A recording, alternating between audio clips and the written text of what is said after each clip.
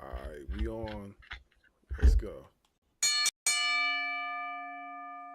Tonight on State of Pro Wrestling, our special guest is Big Matt and Dan the Mayor. Stay tuned.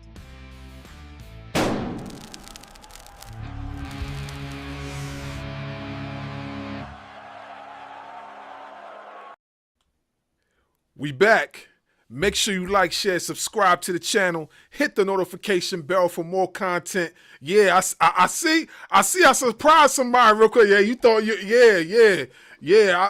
I told you I wasn't gonna have that on for that long. So I told you that. Yeah. Just wait till you see the next one. Wait till you see the next one. Really surprised you on that one. Yeah. Yeah. I got a little bit of skills. Yeah. I know. I know. But yeah, anyway, let's get into it. Our special guests, I want them to introduce themselves because they need no introduction, but I know they have their own introduction. So we're going to let them talk and then we'll introduce ourselves. But go ahead, folks. Do your thing. Special guest. We're gonna let the special because we've talked to Dan. Y'all seen Dan on here before. So we're gonna let double O triple OG take the mic. African squat technique on your mama while your kids in school. You know who it is. It's Big Matt, man. What's up with it? Y'all What good up? in the hood? What up? What's up? How y'all doing? Let's go. And what up? What up, y'all? Let's go. It's me. It's your boy, the Mayor. That DJ named Ace 5. Your mom's favorite fat guy, all the way from deepest, darkest Africa. Host of the Star 5 podcast. One of 5 hosts of the Star 5 podcast. Co-owner at HADG Media. Recovering former, I don't know, wrestling junkie. But fuck you fans. Fuck the IWC. We gonna get into this shit. Yeah, like that.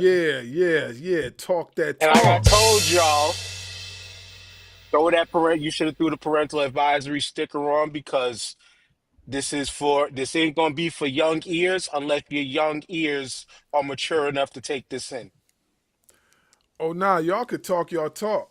State of professional wrestling is something totally different from what we do on a regular show. So, nah, this is, y'all could talk y'all talk. But I'll let Dynamic introduce himself. So go ahead, man, and then I'll go into my spiel, and then we'll get started from there. What's up, y'all? I'm Dynamic Darkwing Dub. No, I'm just playing. Nah, man. I'm normally the serious one out of the two. I'm the one that's, Dan done heard me. I like to go in sometimes. So it's your boy Darkwing Dove. Salute to my guests. And if you don't know Big Matt, just like you, I am a vet too. So salute to you and thank you for your service. Right And on. yes, sir. And you know what time it is. It's your boy S. Got Bars Wrestling Media. And we in here. State of professional wrestling. Hey, special guest, Big Matt, Dan the Mayor. Hey, let's get into it. Let's talk that talk. Dan, I know you have a lot to say. Because the first thing I want to lead off with, I was gonna say, racism. died your ship. I want to dive right into the racism in professional wrestling. And I know you have a lot to say. And I know OG has a lot to say about that. So Because I know he here's did it on a daily basis. I see all his videos. He's always dealing with these trolls. And I know you got a lot to say. So, nah, like I said, the br- Dan, go ahead. the brother to the left of me on the internet tends to speak out loud a lot of the shit that it speak internally. So that's why it's a great thing that you put. Though I was seeing if we was going to do this solo one day, I'm actually happy that we're doing this together with Big Man the Mayor because again, racism and wrestling. This is where, and I had to tell this to my younger brother today who had to come by to pick up some things, right? I don't know how black folks still support the WWE. And yeah, we opening the show shooting from fucking 50 like Steph Curry blindfolded, getting the pass from his security guard pregame. I don't know how black folks still support WWE. Number one, if you're not listening to Ring Ropes and Turnbuckles, you should be. Because a couple weeks ago, they had the brother Ahmed Johnson on there. And I'm glad I listened to that episode because when you let certain sides that actually were there tell the story, and then when you go and watch certain shoot interviews and stuff like that of old days, sometimes you get a misconception of a person. And after listening to you guys, like he sounded like a person who knew when he was wrong. Kind of the locker room was a bit misunderstanding of him. But one thing that he was not ashamed to hide about is how bigoted that backstage was in the WWF era. Now we can fast forward and say, but what about this guy getting shots? What about that person getting shots? What about this person getting shots? We can go all the way back to why did Vince treat Sylvester Ritter as a joke character when that man was a god in the South? Why did that man turn Coco Ware into what my man said years ago, half half nigga, half bird? Which again, when I heard that fucking joke, fucking, I lost it. Oh my God. I lost it. But when you look at that, now you can give credit to, okay, he gave Mark Henry, some propers after a while, but Mark Henry was one of the first people who was like fully developed from their system. You look at fast forward to just now so I can stop ranting. And then go ahead, time out. Remember, when you listen to that episode, there were two guys. There were two guys that he specifically pointed out that were like us that tried to keep him down. One of them was Mark Henry. The other one Which I was D'Lo Brown. Well, which is, it was sad to hear about D'Lo and the Mark Henry part. I understood because Mark has had bad blood for that man ever since back then. And as a person who, like myself, who I enjoy watching a good shoot interview, I enjoy watching them. That's why, like, when y'all talk New Jack, I say, if y'all ever talk, I can talk New Jack toe to toe with y'all because I study that man's joint like a fucking biography. I like life, like I know his in and outs in the ring because I've sat down and watched the 3 hour, 9 hour shoot interviews from New Jack, shit like that. Like when I dive in, I'm all the way in. And I knew about the bad blood thing, but you're talking about the people that look like us again. He shot directly at the person who is running the show today. The same person, mind you, if you are a person who do not like MAGA, how do you still support this company? Now, I get it because it's very difficult to boycott certain things at certain times. Sometimes a target run is necessary because that's all you got, or that's what your wallet can afford. It's tough. It's tough when we think logically.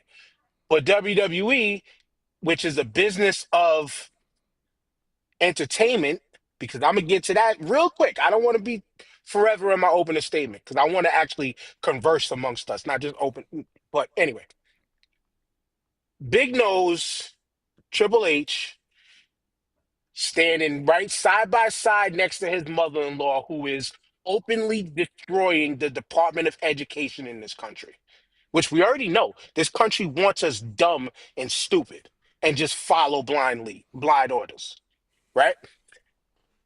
Then you actually take a job within his quote unquote cabinet, whether it's a shell job or something legit. I don't know. I don't care. You're standing toe to toe with fucking MAGA right there. And then you can't beat the allegations of in your product of entertaining, because I don't call them wrestling because they don't call themselves wrestling. In their product of entertaining, let's see. let's see who they try. They don't bring up nobody big. They play to. They don't bring up nobody black. They play to the people who made them money over the years. They're using the Polynesians as the black people in the company right now. Oh, my bad. Women wise, Naomi, Jade, Bianca. But when you look at people who watch them, what do we have these conversations in some of these TikTok lives about? You get the musty, funky motherfuckers who don't wear deodorant saying they don't even watch or pay attention to the women in wrestling or sports entertaining. They don't. So is that really just a bone toss to us? Say, look at my African Americans. Like, is that what we doing? Or but man, I'm sorry for just I'm snapping. I'm going all over the place. I'm rambling. But when you look at the company's history, you look at what they've done here and there. Yes, occasional people of color did things. But when you hear the background stories, and again, come back to Ring Ropes and Turnbuckle podcast and go listen to the Ahmed Johnson interview. And he's some occasionally calling the ones who it looked like who hurt him the most by name and tell me that company ain't a problem. But more importantly, the racism part is one thing. And then it's just the fact that they don't call themselves wrestling. Michael Cole was on the Paul Brothers podcast and saying Netflix took the chance on us because we're about entertainment and storytelling and not about the wrestling. I love wrestling. I'm going to go watch where wrestling is. And when you have hundreds of other alternatives out there, especially the company in North Carolina, Ashe, who is fully black owned, you can't be on here just telling me like you're pro black and pro this, you're pro that, but then you're not supporting Ashe. You should be supporting Ashe. You're talking about alternatives. You need more alternatives. Oh, AEW ain't for you. Or my brother openly said to my face he had some fucking nerve. AEW is shit for him. Cool, you like what you like or whatever, but there are other places that are doing it. And if you, especially, and I will stop with this, if you are still talking WWE on a daily basis just because it is the algorithm driver and you just want to be down with, keep up with the Joneses and just be in the conversation, you can do the same thing for an upstart company and help them from the bottom up and be that same person. Too many people on the internets and the social medias, and I'm going to get into more of that later, but people think that all of this talking like this is putting you into business, and it don't, because most of the people in the business look at you like, who the fuck are you? So But if you get, go ahead, man, my racism, bad, go ahead. no, racism in wrestling. Um, I know I'm good friends with Ron Killings. Me and Stevie Ray are cool. I got Mark Henry number. I got Sheldon Benjamin's number. I know these guys, but most of the black folks they get it to get the bag. You know what I mean? Racism in WWE. I'm losing my train of thought. Racism in WWE is what it is. It's racism. So when black folks come through, you don't have a lot of options, right? So most of these guys, they're just in to get the bag. Really don't give a shit. Make some money. If they get a push, they get a push. Vince McMahon destroyed wrestling, and the reason why the racism keeps happening in wrestling is because it's easier to write for white men than it is for black men. Stone Cold Steve Austin would have bombed if he was black because they're never going to put a black man on national television beating his boss. Another prime example of the racism as a whole is when it comes to black wrestlers, and this is why racism exists. The stigma we have in white America and it being on television and telling the story, you can't have black men Jack Johnson, a whole bunch of white people? How do you market that? How do you get people to, give you millions of dollars to watch a black man kick a white man in the ass, right? If this black man is like Bad News Brown, he's scary, he's intimidating. But if you're Stone Cold Steve Austin, because Bad News Brown was the first Stone Cold Steve Austin, Mm-hmm. short of putting hands on Vince McMahon. Stone Cold was marketable, right?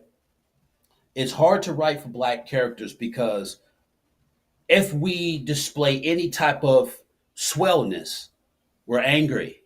That scares everyone. So the window or the ceiling for black wrestlers is very short. You look at New Day. Now, I have to be careful when I talk about New Day because Meechin is my homegirl.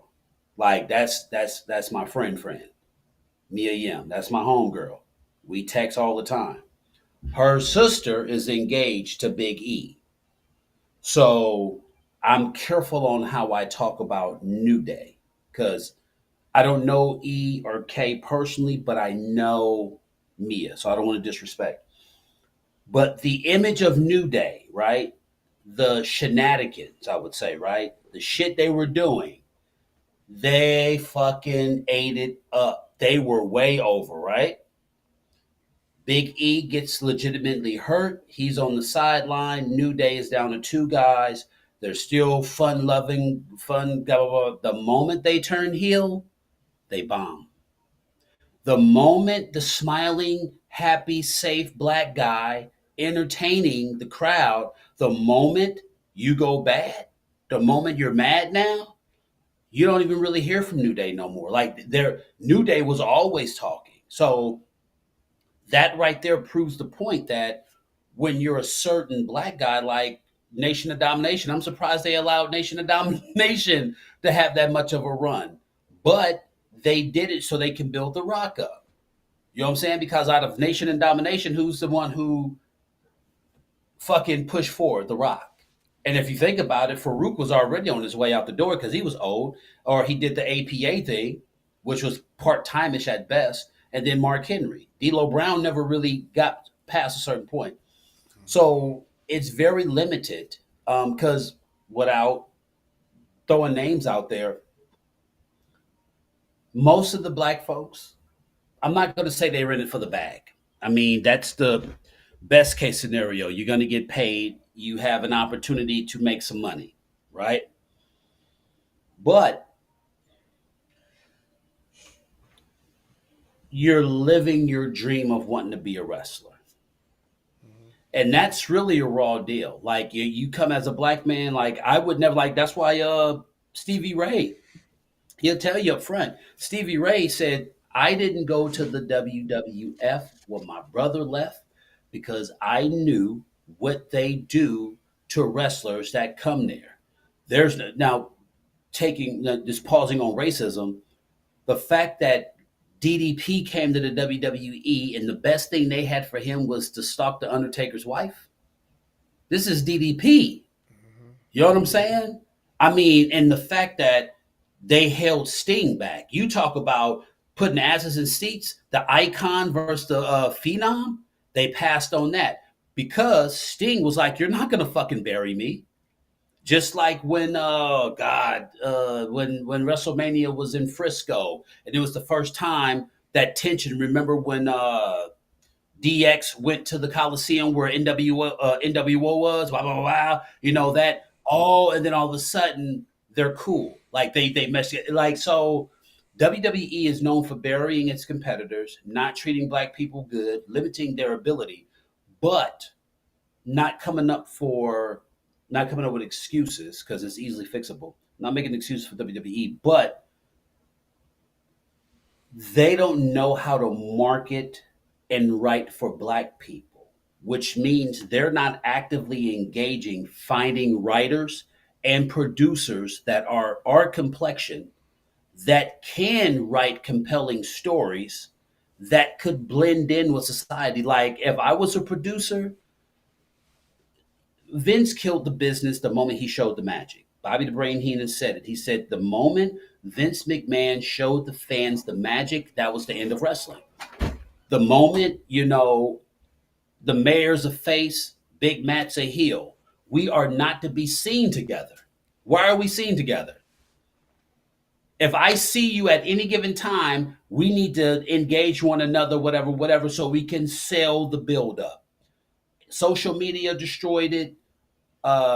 They wrestling itself was a version that finally got some pussy, and it doesn't know how to act. When wrestling was a virgin, it was more authentic. It was real. It was compelling. People, it's like it's like the NFL. Remember back in the 80s, the NFL was like Ronnie Lott, Lawrence Taylor, motherfuckers was getting crunched. The moment motherfuckers start getting paid millions, the game changes. You can't take these heavy, crazy, extreme bumps, and I'm paying you $2 million a year. What happens if you get injured? So, talking to people on the inside at that level, it's so much shit going on, easily fixable. But the fact that they don't hire more black and ethnic writers to write for black people that can tell a compelling story that meshes with society, they're going to have, and rumor has it, I don't know if this is true, but it looks like it, that they're pulling in all the Samoans to phase out black peoples because the Usos aren't black, but they got the isms of black. And it's getting to the point now where it isn't wrestling anymore, and unfortunately we have to accept the fact that we're getting old. The shit that we grew up on, the nostalgia, the false finishes where Hulk Hogan kicks out and hulks up, even though he's did it 15 times before. We always think Hogan's going to lose because he takes the finisher and he kicks out at number 2, and you know what happens. It's not that no more. It's not even wrestling no more. It is. What's up, girl? Oh, it's the legend herself.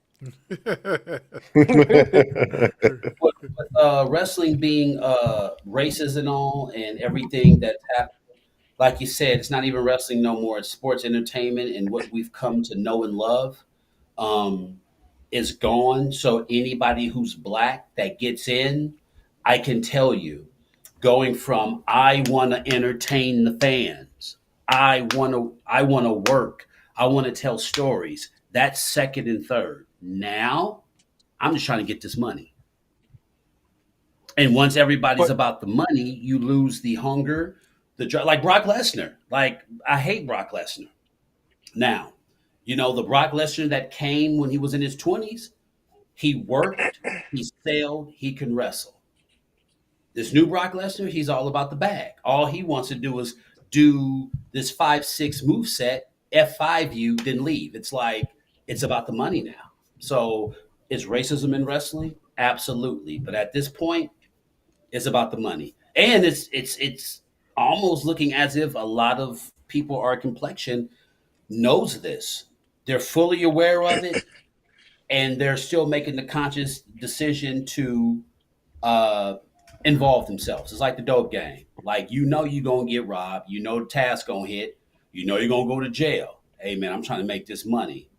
Glorifying being a drug dealer ain't important no more. I just want this bag, which means you're going to compromise a lot of shit to get that money. And unfortunately, a lot of people that are at the top, I'm not going to say any names, they're just happy to get a check and wrestle to entertain the fan, and that's all it is. So, because it's Shakespeare to them. yeah, If that's a clue to kind of who I think you were talking about, because that person's always said it's Shakespeare. It's about the arts, and a lot of what you said though is why I described that as a person who, again, I'm 45, and like I told my brother, Damn. I might be dragging your ass into, we're going to a school together. I heard that. Bars is no, I'm the second youngest here because Bars got me beat, I think, by a year. But anyway, I was like, I told my No, brother, you like, the we might second have to drag. oldest. Bars is only 43, bro. You the second oldest. Yeah, Oh you my, older than me. no, I thought Barnes. I thought you was just my age or older. Nah, I'm 43. Oh, my bad. So I appreciate my elder stateshood in this conversation. But Hey, real but quick, nah, real but real quick. hold on. But Let me. let me just finish the point though, to continue up with what Matt was saying. This is why it's beautiful into where the state of professional wrestling is great. Fuck what the WWE's doing because the state of professional wrestling is great because there are everybody's dream. I can probably not. It was my dream to make the WWF at the time because I'm old, but to make the WWF it was a dream. But then that dream became, you know what? Like I said, I'm older now. I want to go have fun, and you can just go to any local and have fun, or Yeah. you can make it to Japan. You can make it if you could get to work with AEW. You know Hey, how we it's do. like We wanting to be sit on here Def and run Jam. all these right. Like you wanted to be on Def Jam, but my bad. I ended up with LP and Cannibal Ox on Def Jux, and I'm Yeah. liking it over here. And I'm Or seeing or I'm or you seeing just 80% of you my sell some check. shit out the trunk. You sell some shit out the trunk and be Master independent. P Fuck it. yourself to today. Master P And let yourself motherfuckers hit your into line the like, yo, we see what you doing. Come on in. Mhm. So yeah, man, most definitely. exactly. So wrestling in today is in a great space. Fuck the WWE. Wrestling is doing freaking amazing everywhere else. And I just wish a lot more creatives took that light instead of spending 2, 3 hours every single day on motherfucking TikTok complaining about the shit you don't like when you have the companies that you keep saying we need to go support. But then you say we need to go support them and then turn the conversation back to the shit you hate just to make yourself look big and bad, knowing that just like the pop the balloon stings, you are easily that deflatable. Are you talk? Never mind. I already know who you're talking about. So, No, I'm not. I'm not. That was for hundreds of people out there because I've been on a number of different circles in this Wrestle Talk space before I met you, brothers. I get it. I get it. But what you were saying before we started the show, kind of, because I've had conversations with people about the same situation. Anyway, I'll leave that alone. Um, so I'm gonna push back on you, and it's not just me pushing back on you. It's I know that somebody's gonna ask this question or is gonna leave a comment on the video once the video is done. They're gonna say, "Okay, WWE is racist, but what about NXT? Why is all their big stars black then?" And what say you? Because Shawn Michael like niggas. That's why. Isn't it fucking obvious? Isn't it he obvious? Shawn changed. Michael like niggas. It's He changed his tune and over the actually years. it's almost like, okay, hey, give them their own space. Give them their own space. Maybe it's even that. Give them their own space. Because NXT, you know, with all the niggas down in NXT, I know they're not going to the WWE. Or is it they're gonna make them And fight hard for one another and probably throw each other under the bus? But I hope that doesn't happen. I hope they just be like, yo, if I'm getting paid a livable something to just wrestle, if I make it up to to be honest with you, if I was in NXT, I wouldn't want to go up to the main roster. Like I'd be Finn Balor. I'd be that motherfucker 8 years. I don't give a fuck. You don't want because y'all ain't got nothing for me. Y'all have nothing for me. There's no compelling time. If you put me on the production team, 3 months, I will have some of the best storytelling for black people. Oh, hell yeah! Like I would be writing my ass off. First order of business: Brock Lesnar wins the championship, and music hit, and it's somebody black. We're gonna return the favor because every black person that won the belt, your music hit. Because what they did to Kofi, I still want to punch somebody in the mouth. What they did for Cole, they made this nigga work, tell some of the best fucking stories in the ring. Only for him to drop the belt in 18 seconds against Brock Lesnar. I'm cool. Nah. pay you And back for when what you Triple did to H, the Cold Crush. look, when fucking Triple, I'd never forget when Triple H, you know, did the promo with Booker T. The guy's like, you supposed to carry my bag, man. And what really pissed me off is that that's my point of writing, because that was perfect storytelling. It was real, it was authentic. But what they didn't add into was what Booker should have did was after Triple H said all that shit, because we knew what he was talking about, right? Cool Yeah. beans. Booker T should have gave him a working punch. Bam, dropped him. To tie you on the message that when you talk this shit to niggas, you're going to get punched in your mouth. That was an opportunity that could have made or break that whole fucking uh, uh, segment right there. Like, you said all that shit to me. I ain't even saying nothing to you. I'm just letting you play yourself. And when you all said and done, work and punch, and maybe add on something, whatever, and then walk out the ring. Because then it would have been like, yo, With that's that what I'm talking story, about. that would have been perfect added sauce to the mixture. But they Yep. fucked it all up by having him do that, and then Triple H still wins the feud. Yeah. Which again, even if you don't pick up what they're putting down as a youngster, when you get to that then you get to that enlightenment when you get older and be like, oh shit. Because in real No, life, that would have happened. they intentionally drop the ball. And exactly. And it don't matter. It don't see today's era of people like that, they feel emboldened enough to go to sleep on some concrete. Yeah. Yeah. Because even in that era, let it I don't care how swole H was at that time, a brother like Booker T. Huffman would have not allowed that dude to do what he did Look, let me tell you in something. his Look, check this face. out. Check this out. So, remember how they made Booker T goofy when he was feuding with Austin, right? Hmm. Hmm. Yeah, Stevie was like, that would have never happened, ever. Hey, Yeah, Stevie was like, nah. He was like, yo, like in real life, like Booker, like for real, yeah, Steve would have got his ass whipped. Like, and Stevie, Stevie, you know what? The first time I met Stevie Ray was July when I went to AEW's All Out, All In, or something like that, up in Arlington. And CT Fletcher was supposed to be, because it was on behalf of his podcast, Fuck And All Y'all podcast. not to cut you off, wasn't didn't you guys do like a small video of that? Like you had like there was like a video out there with you on the side, and it was Booker T, it was another guy. I think he's His a representative of the his name podcast. is Mike. He's part of the podcast. Okay.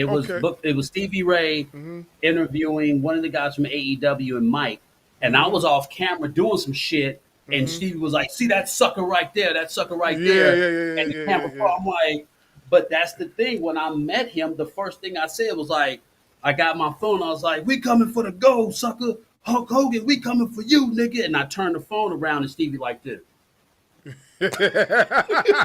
And we was off to the like Stevie, man. Stevie, I'm gonna tell you about Stevie, man. Before I met Stevie, Mike was already saying, "Yo, my man Matt," because him and Stevie was friends for a while. He said, "My man Matt," he said, "How he is, y'all two motherfuckers gonna click. Y'all gonna be thick as thieves." I met his ass within 15 minutes, man. Like, so I got more videos I probably post on Instagram where I'm like, have you ever met one of your favorite wrestlers, but you find out they old and bitter? And I'm talking on the phone. You hear me say, "Why you telling that lie?"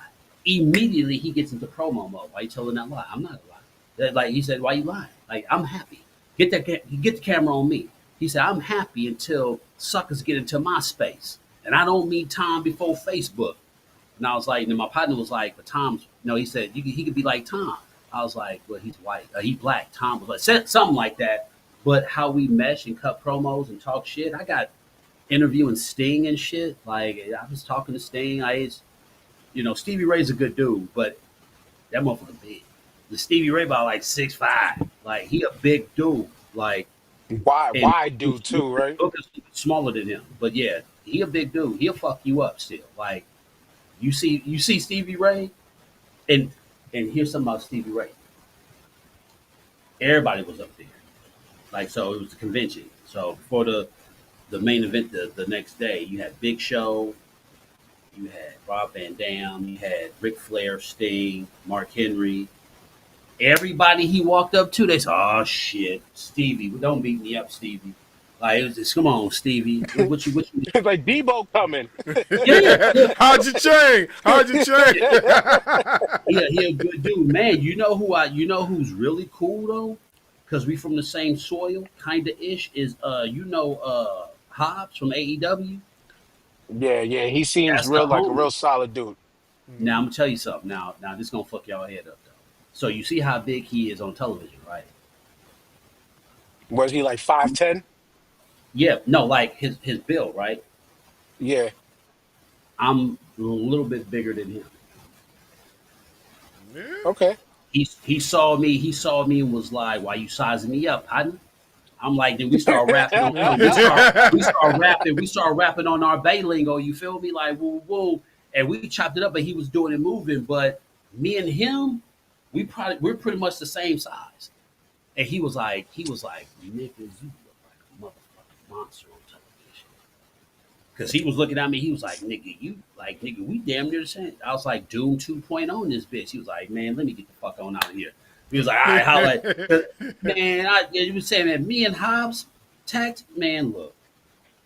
Like we And you about know what's funny? You know what's funny about you saying that tag team name? what's up? That's exactly what I was thinking with us two on this damn show tonight. But It's Doom, just let's just say I never dye my hair, but this baldness is due to the natural hey, I'm gonna tell you glow. this, but my The mother's dyes done best fucked me up. friend, my mother's best friend, who she used to work with, her husband, I think, no, one of her daughter's fathers, I think, cousin is Butch Reed because Nice. her pops is from St. Louis, I think, something like that. So her cousin or uncle is Natural Butch Reed, which was a terrible Hacksaw, fucking kid. Hacksaw Butch Reed. Let's go Yeah, OG. Hacksaw. Yeah, Hacksaw I, Butch I, I Reed. bumped into Ron Simmons, man, and I asked him about him. Like when I meet wrestlers, man, I don't fan out. I'd be like, man, what's up with Butch Reed? What's up with Butch? He's like, man, fighting his demons, man. And shortly after that, I think he passed away. But yeah, man. Mm. Which he just used the choice word for a second, and I don't want to shift because we really just shooting the shit until y'all grab back the reins of your show. But fanning out, fanning We out. just we I just want letting it flow, bro. We just letting it flow. no word, and I appreciate that. But fanning out, this is something the podcast educator in me kicked in when I listened to your Savio Vega episode, which was a great episode. And I'm glad that y'all just allowed him to breathe because he dug into so much deep history into himself. One thing I wished for is maybe y'all could get a part two and actually dive a little bit more deeper into the Puerto Rico side of professional wrestling because y'all were very, very much looking for the WWF story, WWE story. Even when he was giving y'all jewels from Puerto Rico, I understand. And then when you guys opened the show, though, totally respect I got a legend. But y'all getting this was just it was if this shit was on bright like the television brightness was on high and I was catching it and I was just thinking again just from friend to friend and coaching y'all unsolicited coaching advice like I always do. If you can there's points in an interview where you can infuse the fan level. You know understand what I'm saying? Like in your intro, fan the fuck out. But it felt like the fan out derailed y'all at the start. Then you guys got the storytelling. Just little things to work on. When And I you when I know meet as when a I meet brother, y'all know I'm I here to help y'all out. I think I'm too much of an Oakland nigga, man. I'll share a story with y'all.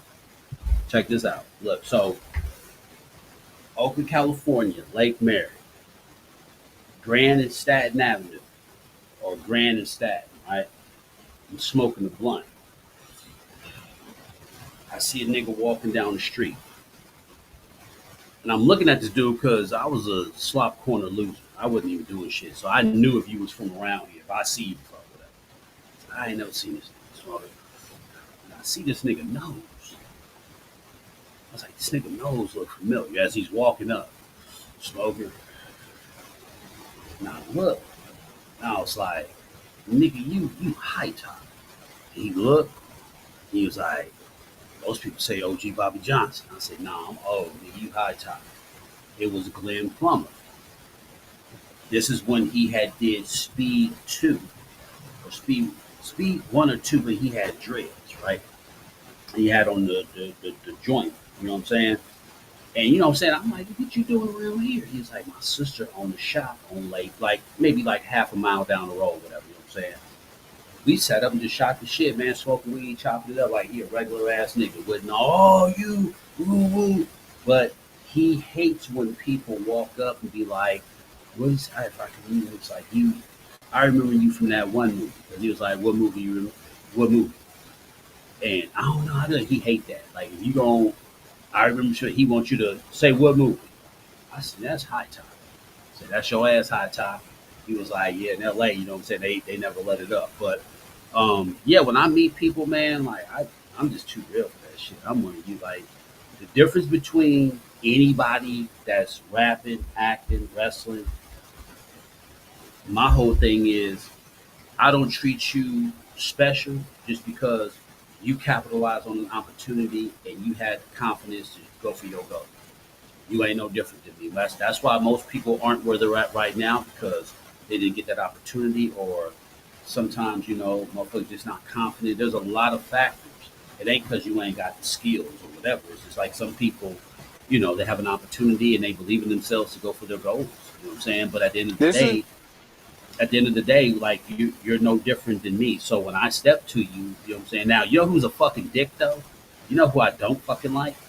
I don't like, oh, my, maybe he's old, but it's always been Ric Flair. For some odd reason, he just give me, he just don't like niggas. I don't know. I don't know what it is about Ric Flair. I just never, how he shake your hand. Like, damn, like, just fist bump next time. Who I But will tell you. moral of the story, not to cut you. Yeah. It and this again, coach me just back to y'all in your last episodes, which were again, I'm a fan of. Y'all, they were great episodes. But if you come off cool, you know what I'm saying? Yeah. They open up to you, and exactly what Matt described is they open up to you when you just respect them for they are you. These people are you, just a little bit more traveled. You Yeah. understand? But Matt, yeah, Matt is West Coast me right now, just with a couple more guns, a lot Yeah. more Yeah, guns. I smoke weed with you. I don't give a fuck. Like, you That's how smoke? I smoke cigar. But but Like, you because smoke? exactly Like, you what you smoke? said, Like, brother man, you know what I'm saying? That's how exactly I've what you always, bred. Oh, that's my why, bad. that's how I've always been able to, like, get in certain spots, man, because I'm just like a chill ass nigga. Like, man, fuck all that, man. What we smoke? Yeah. Like, you know what So I'm Dude, saying? Like, I don't want your I autograph. I don't want to, like, I don't real want to do quick, all that real goofy I shit. mean, real quick, boss, because that's just being a normal what's up was Yeah. good. I'm working and I'm hanging on the side of the truck the way we're not supposed to. This is when I was picking up garbage. And one of your favorite rappers, which is one of mine, I see Sean Price on Bleecker Street across the street from Le Poison Rouge. They was about to go do a show, and I was, yo, what up? Yo, dapped it up like, yo, you got a show tonight, whatever, whatever.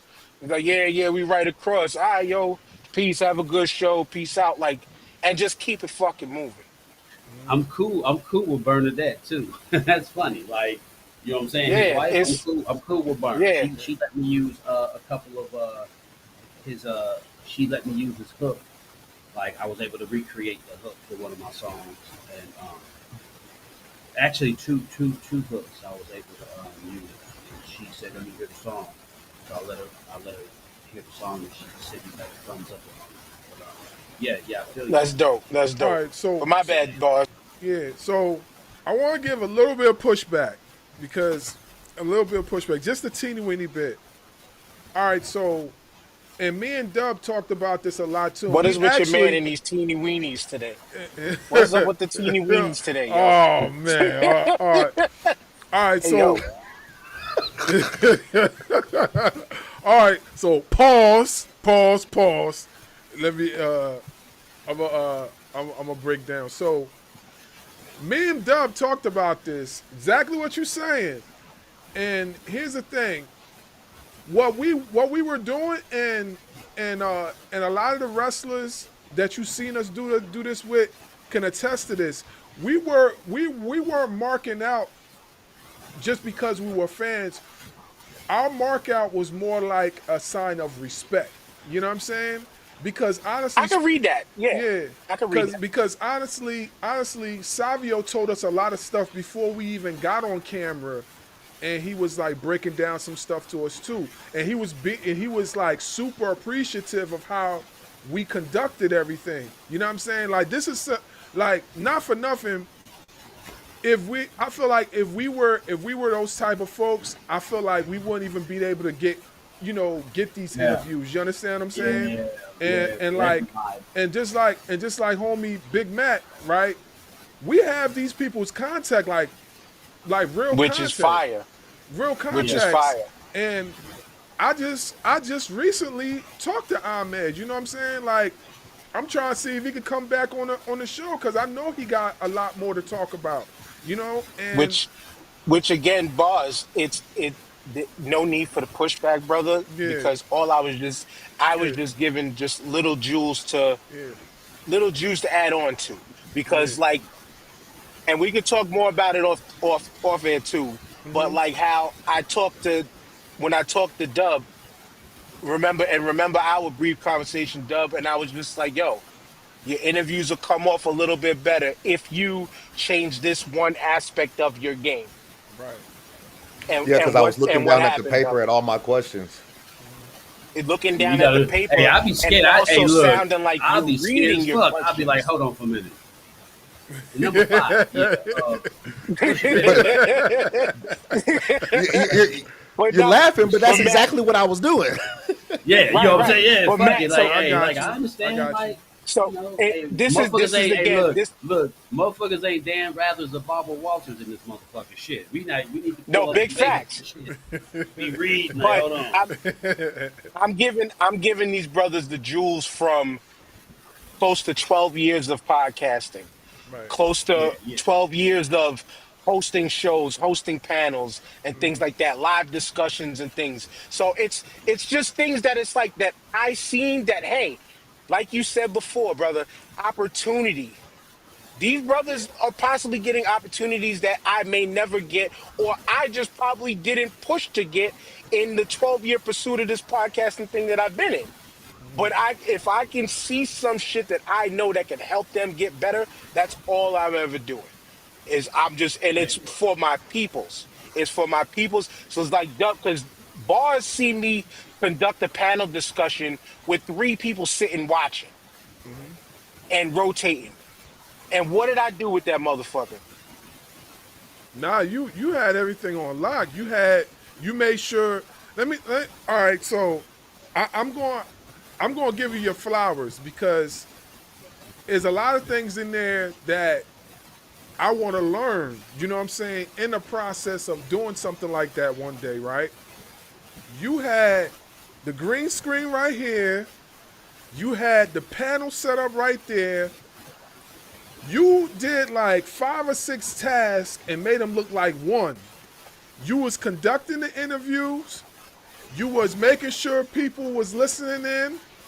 You was telling the cameraman, yo, this angle right here, this angle right here. You was giving signals, and the presentation itself had me locked. What did I do? I sat there the whole entire time. I ain't moved not one muscle. Locked in. I was locked in the So whole time. again, and we deterred. Please grab this show and put it back on course because, like again, I enjoy shooting the shit with y'all. But there Yeah. were certain keywords that made me trigger once again. The the player coach in me was just, here's this little gem for my boys, and Yeah. hopefully you could tweak and work it. That's all. That's all. Oh Like I no, said, no, for no, me, when it comes through from me, it's all love, but it's also from a place of experience. no. Everything, and Dub can also attest to this too. Everything that you've been saying since day one, we've been taking it into consideration and we use it. We're not the type of folks that we don't listen and apply wisdom from other folks that have more experience than us. We definitely listen in. Like every piece of information that we might get from here today, we most likely you're gonna see us use it down the road. That's how we always operate, and we appreciate it. Oh, I'm from Atlantic City. Yeah. So, And Matt, but your audio faded out crazy. Your yeah, audio is low, very low. Can you hear me? Can you hear me? we can hear you. It's just a little bit of staticky.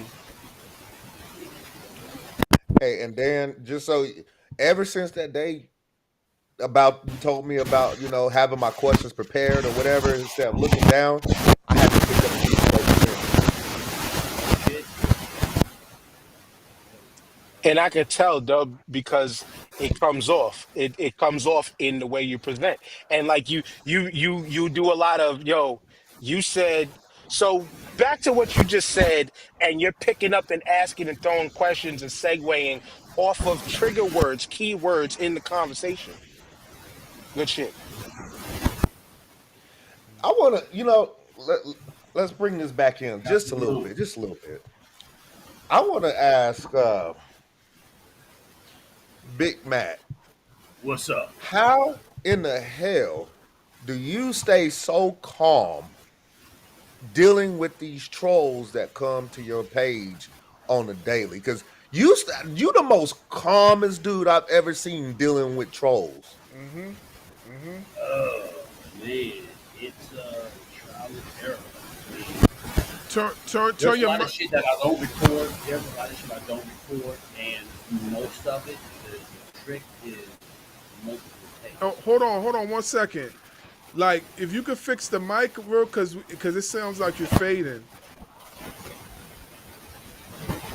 How does it sound now?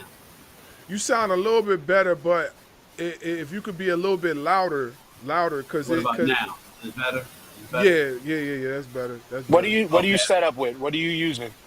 I got a Scarlet, shit, the Scarlet Okay, because 2.2 interface. it sound yeah. It sounds like there might be, if it's running off XLR, it sounds like there might be a short in the wire because it's not picking up the, it's picking up the What about microphone now? Can you fuzzy. hear me Like, now? Am I good? Am I good? yeah, a little better now. Yeah.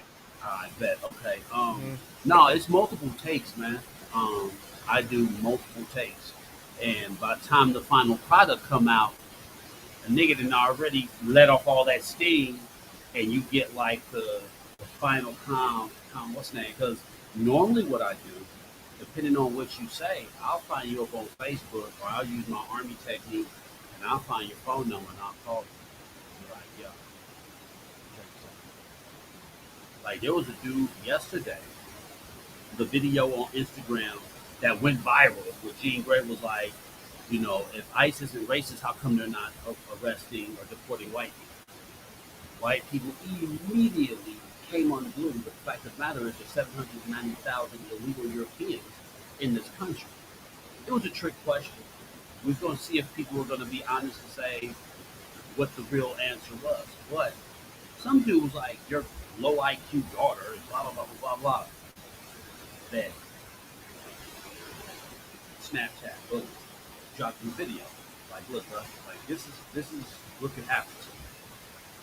You know what I'm saying? I hit him with some shit, and he's like, "Oh, you low IQ monster." I was like, "Listen," I was like, "You don't have to worry about me." But what would have happened? I got your address, your mama's address, found out where you stayed at, found out where she stayed at, and did something to your mama, and you said something crazy. I said, once again, I'm not going to do this. It doesn't make sense. Ignorant or stupid. That's not the point. The point is, you just make comments that all the rest of the things you say. And then all of a sudden, your life is turned upside down. I was like,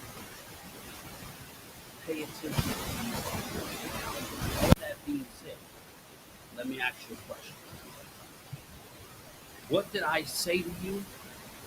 What did I do to make you feel a certain way? To get into my comment section and disrespect my daughter? What did I say? My daughter asked a question. Anything happens and something get ready to happen to you, and the motherfucker say, what did I do? What did I say? You would have nothing to say, which means you did it with ill intent because you said it. It's not really like I deeply apologize for disrespecting your daughter. You know what I'm saying? Because I understand I say provocative shit, controversial shit. I purposely said in a way to piss you off so you can talk to yourself about what I said. It's a fucking technique, man. When I say fucked up shit, like there's two ways to get people to listen to you, right? If you want people to receive information, put a smile on your face. Make them laugh. That's why Richard Pryor, George Carlin were phenomenal comedians because they told you the truth at Richard Pryor's expense and George Carlin's philosophizing, mixing, making you laugh, telling you the truth. You go home and you remember that shit, you like, because you'll receive it. Nobody gonna listen to you if you like, motherfucker, look here, bitch ass nigga. And when you talk to the public, what? When you talk about it, and you take a certain group and you use certain language, talking about the shit, it might not be them personal. But you talk about it, they're gonna be upset. And they're gonna talk to themselves in their heads, this motherfucking nigga talking about people of this. Well, ask yourself this. What I say about white people piss you off. Any given time. Did you ever think that you really because no one gives a fuck about what anybody says. Right? Like, you ain't got shit to do with me. But if it has something to do with you, you're gonna do it. You hear motherfuckers talk about, man, these motherfucking pedophiles and these rapists, man. Man, why the fuck you fucking, shit, what? Like, nigga, wait, what? Nigga, why you getting mad for? You know what I'm saying? It's simple psychology. If the shoe don't fit, my nigga, why you trying to try? You need some shoes? That's what it is. You don't have no shoes. So you're desperate to wear any motherfucking shoe, and the shoe could be an identity. You ain't got no identity. You trying to jump into a motherfucking identity. They ain't got nothing to do. You know what I mean? So when you do it that way, it pisses people off because it ain't meant for them to listen. It's meant for them to hear you so they can talk to themselves. So, yeah, man, to answer the question, it's multiple takes, it's time, and it's discipline. You know what I'm saying? Because, a lot of people tell me, like, Nick, like, I be wanting to go to the house of shit. That's why well, I do. Because I know how to, you know what I'm saying? I know how to work this shit. And maybe be a little bit off. You gotta be crazy. And that same philosophy works. That same philosophy works in this. It Yeah. works in this realm because you brothers, I know for a motherfucking fact, 1,000% over. You guys are doing what some of these other wrestling shows and podcasts wish they could do. And a lot of it is your delivery in not being messy, not being too controversial, but you're allowing your guests to speak and let them spew it. And then you build from the conversations from there. Because some people, they got to be the shining star of it all. This is something that I learned early in my podcasting thing.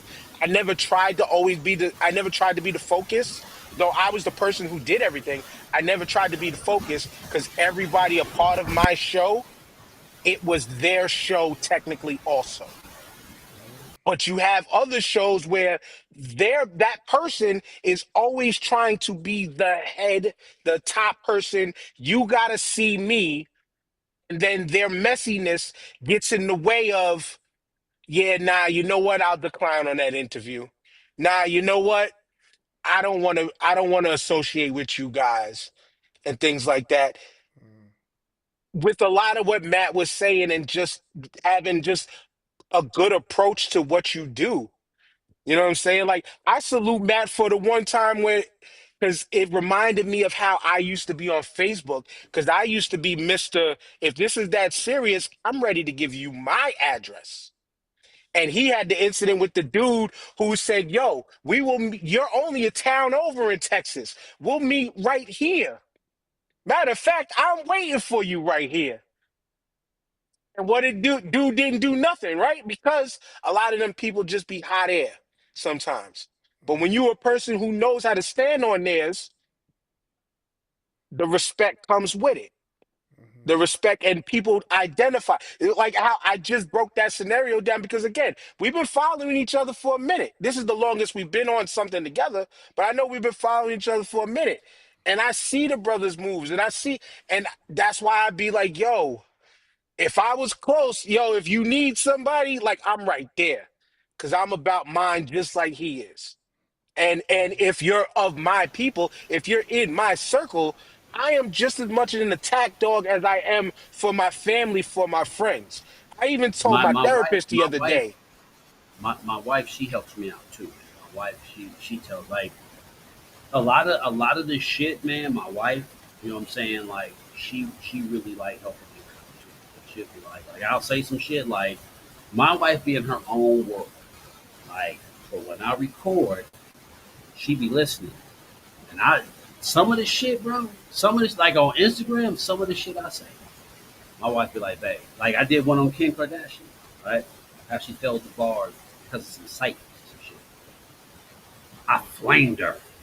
Like, no wife, that shit would have went viral to a degree where she probably would want to sue me. Because I said, your greatest claim to fame is porn tape. And the best thing you've got is an explosive orgasm. That's about it. Like I got on her helmet, but my wife was like, "That's fucked up." I'm like, "How?" She was like, "Because sure she got a fucking sex tape, but so do we. So does that mean we're less valuable? Does that mean?" And I was like, she was like, "You can mention the tape, but you can't make it seem like." Even though, like, my wife is very instrumental with, she'd be like, "No, run that back." She's like, that's misogynistic. Like, she deserves it, but you don't want to say it to where you rob yourself of what your diss. Like, you know, Your wife is the you can go, executive producer. yeah, like, you can go from, "That's why I fucked your bitch, you fat motherfucker," to some shit like, "Yo, bro, you false." So my wife really helps me out with, like, shit like, like, and what's cool, my wife sometimes don't even do shit. She's like, I'll look at her and she's like this. What? You gotta, like, that's what my wife do. She made that face, Bob. Restart. So going back to discipline and how do I remain calm, the hidden component of my wife who actually shit too heavy. Marshawn Lynch that. What you mean? Run it back. Got you. All right, cool. You know what I'm saying? And we start all over. So by the time the final product come out, I did 7 takes. I've manipulated it so many times. And you know what's crazy is my wife, she used to hate this shit. My wife, man, she was just like, "What the fuck are you doing?" And I hate to be cliche or sound like when I start showing her the money possibility, she was like, "Oh, okay." Not because like, ooh, but as much time as you spend on this shit, you know what I'm saying? Regardless of what it is, nigga, get money, make something. Because if you're doing it for free, what are you doing? That was her angle. Now, she she sees it for what it is. Like when Anthony Anderson followed me on Instagram and was like, "Nigga, you hilarious." I was in the gym. I was gonna do cardio. I was like, because I forgot who Anthony Anderson was. Anthony Anderson. That name sounds familiar. Man, I looked at his house like, I gotta get one. She in the shower. I'm like, "Babe, look." She was like, "Bro." So she sees now that I'm on to something, um, and she's been instrumental with making sure that she's the QA. She's the QAC. She makes sure quality and control. She makes sure that it's NC-17 and it don't hit that X rating.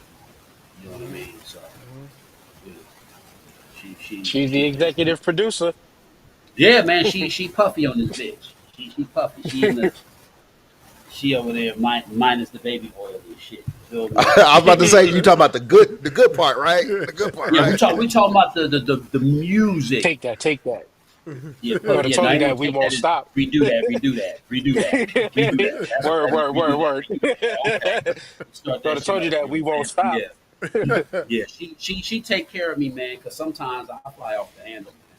Also, you know what's crazy is I noticed something about my content and need with social media. After 10 o'clock, my brain stops. I can't think of nothing. Like after a certain time, my brain just be like, nigga, fuck all that. Catch them tomorrow. You know what I'm saying? Like for somebody like I'm hot from like 5 in the morning to like 3. After that, you know what I'm saying? I'll be on some other shit, and then 10 o'clock, like 9:30, 10, my brain look like the wittiness, the let me flame your ass. Like literally, my brain shuts off, and I noticed that recently. Like what normally would be like a quick hot take, maybe 1 or 2 takes. Um, getting the lines down. All this shit is freestyle, by the way, too. That's another thing that makes this shit crazy is that I don't write none of my shit is planned down. If I see something, the first thing that comes to my mind, I let off. And I think that's one of the reasons why a lot of people fuck with me on Instagram because it's authentic. It's right there in the moment. It's not like let me get a pen and pad and write down what I'm going to say. Which I think if I applied that tactic, I probably would do amazing with that shit. But nah, yeah, my brain shuts off at a certain time, and that's how I know I'm an official content creator because it's like a job, man. You wake up, you hit. After a while, you gotta fucking cut your brain off. So yeah, Yeah, I agree with you 110% because I'm like kind of the same way. And my wife also gets on my case with certain things, like if I do it right, or if I do it wrong or whatnot. Like like I had a tendency, I get like if I'm on screen for too long, I start shutting down just like you. Like yeah. what oh go ahead. What happened with me is you can see it on my face. Yeah, Like like I'll you're just start shutting off. yeah, I'll start winding down, I'll start yarning a little bit here and there. So like I gotta like I had told Dub, I was like, yeah, we gotta try to keep these joints to like an hour, hour and a half. Like, you know what I mean, sometimes because I know we could get into some deep conversations Yeah, with the wrestlers. And by all means, if we got a legend on, I'm not gonna stop it from talking, you know what I'm saying? Because I want him to express himself and get his, you know what I mean, and get his opinions out there about everything. Booker So T the same way. yeah. Booker So T, if you talk, I mean, cut you off. If you talk to Booker T, you'll be on the phone about 2 hours with Booker T off rip. Like we've been See, late. We did a couple podcasts and we've been sort of late. Booker T be 2 hours tops. That's minimum actually. Booker T will be up all day chopping it up with you. and that's me in podcasting because that's where I say I'm the polar opposite. The show we did 2 weeks ago, we went close to 3 hours because you know what it Woo! is. When now it's we do earlier on Sundays, but when the conversation is flowing, Uh let huh. it be Yeah, and let it run. be. Sometimes because you'll find yourself to where the conversation is just going and going and going and going, and you think you're tired, but no, Nope. you and then it's like, holy shit, we did all this time. The time doesn't even become a factor anymore. yeah. Because then it becomes especially when you're doing it with people, pause, you're doing it with people that you like and people that are friends of yours or people that you're growing to learn. Yeah. When you're interviewing somebody who, again, you're interviewing legends, you don't want to hold them up, but then you learn At the all. skills on how to get everything that you want to get in. But if they are giving you the energy, you keep that shit going until you can Yeah. read, all right, it's time to cut. Right. You know what I'm saying? Because if Exactly. he's like Matt's giving you the jewels about if you know you got a Booker T and you open the show, hey man, like I don't know what you good, man. When they say man, we can go on, you'll know when they're ready to stop. Right. You'll Right. know when they're ready to stop. And just but a lot of everything y'all both said though is because I feel you want the brain turns off at a certain time, but Yeah. when you love some shit, because like you mentioned a minute ago, sometimes it's if you ain't making no money off of this, then why are you doing it? I used to ask myself that question a lot in my close to 12 years of podcasting journey, right? And I was doing podcasting when people think now a podcast is, oh, you're on YouTube. No, we were audio only, paying $130 a year to get unlimited episodes uploaded on SoundCloud before StreamYard was a thing, before Spotify had podcasts, all this shit. 2014 is when I started. And that was even still early in the podcast game. Yeah. And the struggle to get off the ground is so real. And to this day, I still do this shit for free because number one, I have a love for it. I have an end goal with it. But I've almost quit 4 or 5 times because of the lack of energy, the lack of wanting to do, the thing of, damn, I'm getting up and nobody's listening to us. But then when you get that shit out of your head, then you see, all right, my creative brain might be gone for now, but I didn't lose the hunger to keep doing it. Right. Yeah. So it's like, okay, I know, like you said, Matt, I know 10 p.m. my brain is shut off and maybe let me just watch some funny shit on TikTok. Or you're like me. My brain is shut off from work when I get in the house. I'm doing whatever. I'm rubbing my wife's feet. The first thing I'm watching, this is your daily dose of cats on YouTube. Just to disconnect. Hanging. Or then I'm watching video game shit on YouTube.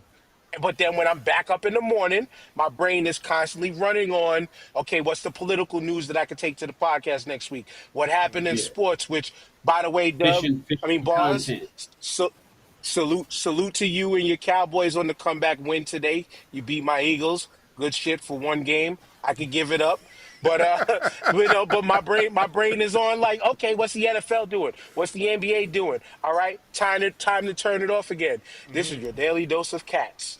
You know what I'm saying? If you keep the hunger to it, you know what I'm saying? Then you have a Big Mac and quick wit right off the mic. You'll have a person like me who, when I save all my ammo for the podcast, and then it's bang, punch you in the face.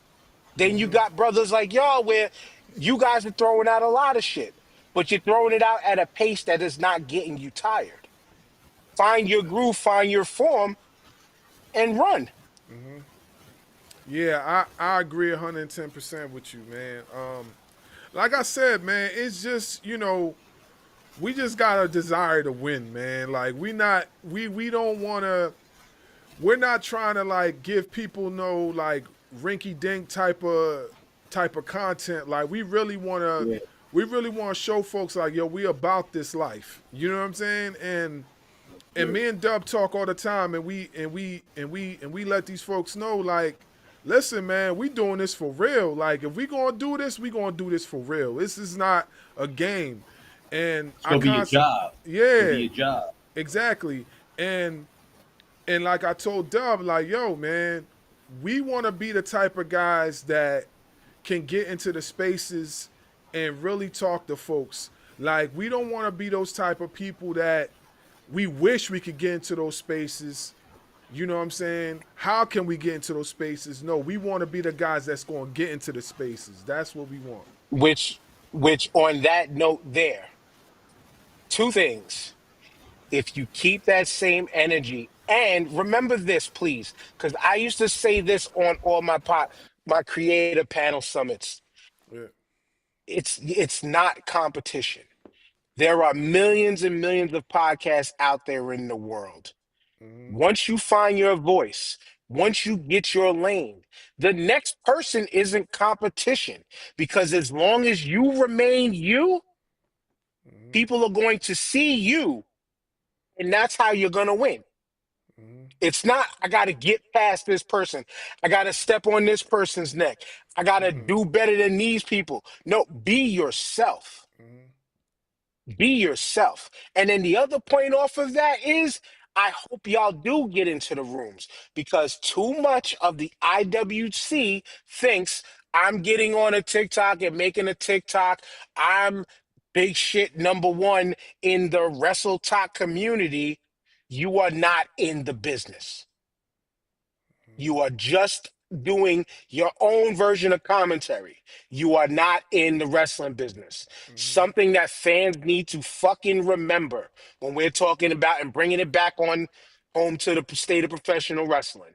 You fans out there are not in the business unless you are in them offices or you are building an independent brand somewhere or you are like shouts out to why am I forgetting she goes by Sienna Chanel on TikTok, but this girl said, you know what, she stopped doing the daily wrestle talk content and started going to independent shows, then started picking up gigs as doing ring entrance work and actually involving this self into the business more than just talk. You just talking about it doesn't put you in this shit. Mhm. And that's a part why at the big age of 45, I still want to go take bumps and then at the end of the day, at least become a manager. Because I'm not going to sit back here and talk. I'm talking on 40 plus years of wrestling experience as a fan, Damn. but that don't put me in the motherfucking business of professional wrestling.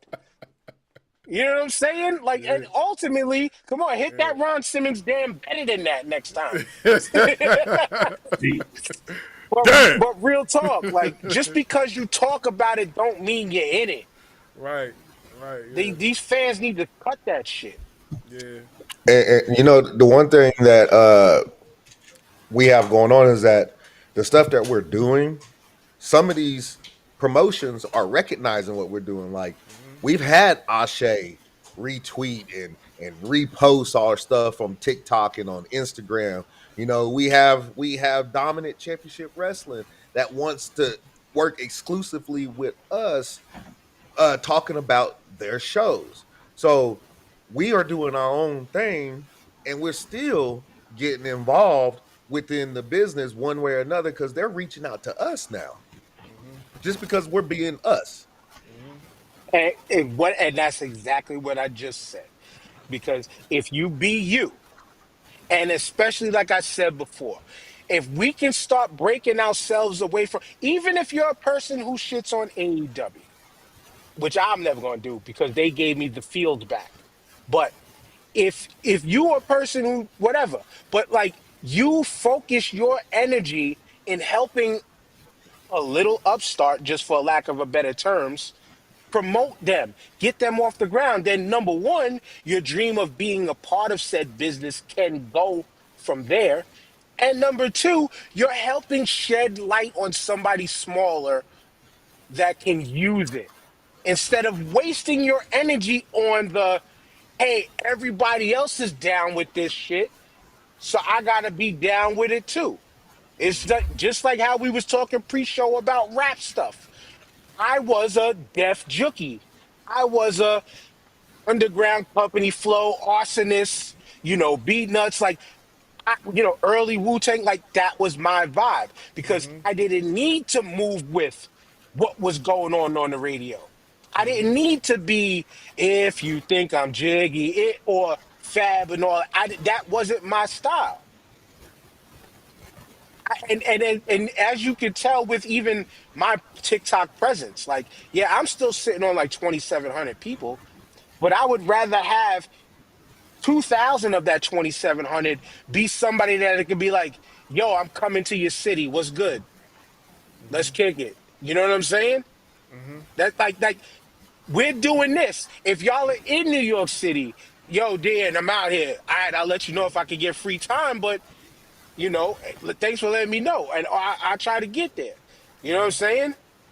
I'm the same way. Like if I could move around and different. I would rather get to know certain people and have that hardcore fan base or loyalty of people that moves along with me, it is just as valuable as having 500,000 or a million.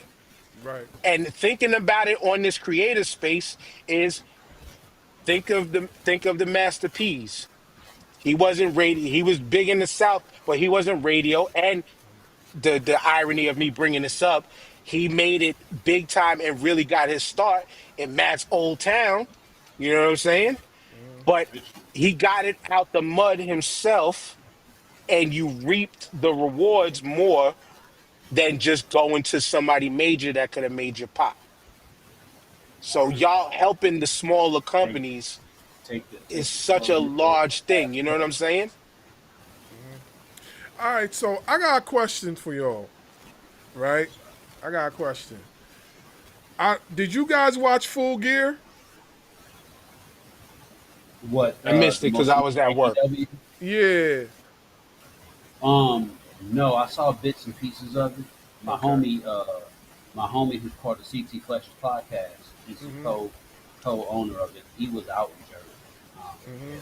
If I was able to make the Jersey, I would have possibly been with him. But no, I didn't get a chance to watch it. But my only beef with AEW is like I like AEW a lot. I think they're keeping it true to the wrestling component per se. Um, too too many false finishes needs to stop, and fucking what's the word for blood? It's too much blood, like the nail beds. You know, that's my only dislike. But with that being said, I saw bits and pieces of the match with fucking Joe or whatever Dean whatever the motherfucker name is, Molly or Hangman. Mox, huh? Hangman Adam We Page. we said Samoa Joe versus Hangman and And then who Mox was versus the other dude from Shield, Mox. John Moxley. Mox versus Kyle Fletcher last night. Yeah, the corpse and shit. Like, I love AEW, I do, but sometimes it's just like the blood work and all that shit. Like, you know, this is the second time I've seen a match where it just got bloody, and I'm just like, like other than that. But no, I didn't see it. I saw bits and pieces of it, but yeah, I'm a fan. I, To his point, I'm I don't have a problem with AEW either. But to his point, I do think they overuse blood. Yeah, They like I want to say out of the what 6 or 7 matches they had last night, about 5 or 6 of them had blood in it. yeah. It's just like, I well.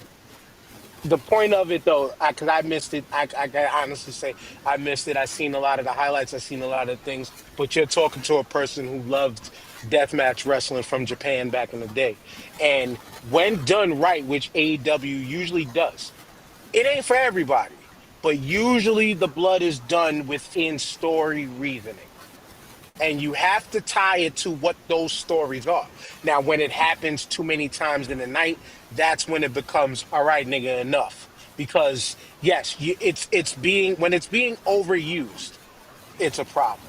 When you tie it into a theme of a show, it's okay. But this is also why, like, remember we used to put up a counter of how many times did Mox bleed, or did Mox bleed this show?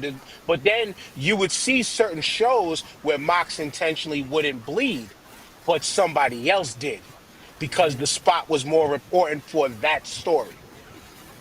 So I yeah, personally I would have to go agree. I back and track agree. the stories. I agree. When I was in All In, you were right. Like, I was behind Tony Schiavone, and Tony's a funny mother. Like, me and Tony, we were fucking with Stevie Ray. They were getting on his motherfucking nerves. Tony Schiavone, he a funny dude. So we were right there. Keith Lee, fucking the TikToker dude, Pharaoh, Jay Pharaoh was there. But I saw up close, like, and on the screen, like he used a fork. That was the match with Mox and Hangman, Adam Hangman. I believe they had the match or whatever. And it was just like it was a death match or something like that, which was it was warranted for it. But then when I saw most recently again, fucking like because the same thing he did with Hangman, like he had him somewhere. He took the fork and he was just hitting his motherfucking head with it. You could see the camera. It wasn't. It was a real like he was really hitting him with it, like And then I saw it again this past event. I was like, it's the same fucking thing you do, like poking him, like just poking him in the head. I'm just like because I would use blood. I would do it to where you bleed. I wouldn't do it to where it's just the spot is excessive. Like what I'm saying? Because like if we're telling a story, what's the odds in real life of you really leaking like that, finishing a fight? Most of all people, if they're really leaking, they're the crimson mask, you're boning out. You're not standing there trying to fight. So it somewhat steers you away from keeping you in that line of like, okay, we're telling the story. We do too much blood. Is it believable? Like, who would still fight and they're just leaving? Even prime example, the horrible spot. Oh God, WWE, the ladders match. When the ladder came, it hit dude, broke his nose, and I mean he was just torn. He went out the ring. And he laid it. You know what I mean? Because that wasn't called for, but yet again, playing to the effect of blood, like AKA he you got pick it the up hard way. something, you boom, chair shot to the head, he split open. Okay, cool. After that, the match should come to an end. If you're blading yourself to a degree where you're leaking, my opinion, the match you should hurry up and conclude the match because the longer you go on, it's no longer believable. Because ain't nobody going to really have a scrimmage bleeding like that's just me. That's just my writing. Like if we're gonna bust you open, you're gonna get busted open, and in the next 3 minutes, the match is gonna come to an end because that person is gonna go over. There's no way we're gonna draw this shit out another 10 fucking minutes and you're leaving. Like because it's no longer Which is believable. All we're valid. doing is just making a fucking mess. The apron, the canvas gonna have to get switched out. Take one, whatever, false finish. If you're gonna go over, you get busted open. It's not even gonna. I wouldn't even give them a clean pin. It would be a wrap up. You have to make it believable. You bust it open, you're now working on adrenaline and wanting to end the fight. So if you could do something to get one of those fast pins, small package, 1, 2, 3, bing, and then if you tell a good story, you can go out like that. But that's just my writing. Um, I love blood, but wrestling, if we're telling stories and trying to be compelling, you can't have a fucking 30-minute fucking match. Now don't get me wrong, that's not taken away from like, doing certain spots where you're looking to hurt a motherfucker. When you talk about blood, there's literally nobody who would get split the fuck open like that and still fucking keep going. You would have to draw to a close. Else you're just gonna just kill the whole story. Unless it runs in your character. And I'm sorry to stray from the thing, the pay per view, real quick, but because it made me immediately think of when Sabu ripped his arm open on the barbed wire in the match. That psychotic behavior played into the character when he had his tricep and bicep torn open because of the barbed wire. And what did that Yeah. crazy motherfucker do? Take the tape off of his wrist, wrap that bitch up, and keep going. It all goes with the character of the person. So I'm in total agreement with you. I'm not, there's no AEW slander out of me. Call me biased, but I agree. There is a over excessive use of blood when you're doing it just to do it. Sometimes it happens the hard way where, yes, everybody can bleed in a match because unexpected, crack, bang. The forehead is the part that bleeds the easiest. That's why they did little nicks because the amount of veins right here, it's hard to stop. It don't stop that easy. But Yeah. excessive, but let's put it like this: excessive moves, period, in spots that don't belong. can become too much. But then when you bring it to a WWE aspect of things, not enough spots and 5 moves of doom every single match can make for a boring and predictable ass match. Or So it's 15. the trick is finding the balance. But go ahead, boss.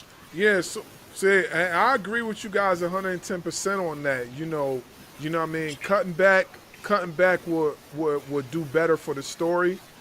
And I definitely agree with that. Just a teeny weeny bit. Because if you're doing it all the time, if it's consistent repetition with it all the time, Balls, bro. Balls. ah. Hey. This ep- this episode is a teeny weeny state of pro wrestling. Oh This my fucking guy is God. teeny weenies. Uh, Pause, son. yeah. I don't want to Hey, see you on no emails, son. yeah. Chill. Yeah. Hey man, I come from y'all era, bro. Like, you know what I'm saying? Like, everybody be knowing what I'm talking about, man. Yeah. Like, We know. but my reason for bringing up AEW was two things, and I know Dub wanted to touch on one of them, so I'm gonna touch on the other one. I'm gonna let Dub do that. Pause again, but yeah, Hold on. Before we get into that, I want to say something before I say. yeah. Tony Storm is thick as fuck.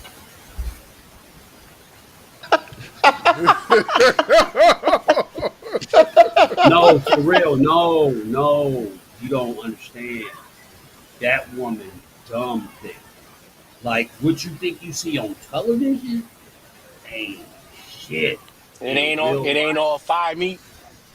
no, she thick. She got ass. Like I hate to sound like that, but like, there's some people you see because my partner was like, yeah, man, you know what I'm saying? She thick, like she for real thick. Like okay, whatever. And I saw her, I was like, I told you she hella thick. Like Well, whoever back, I'm a Willow guy. I'm a and I'm Willow guy. okay, hold on. That's that girl, I, I will fight y'all. thick as fuck. As hardcore as Willow is, she is like the sweetest fucking. Like you wouldn't even think she wrestled.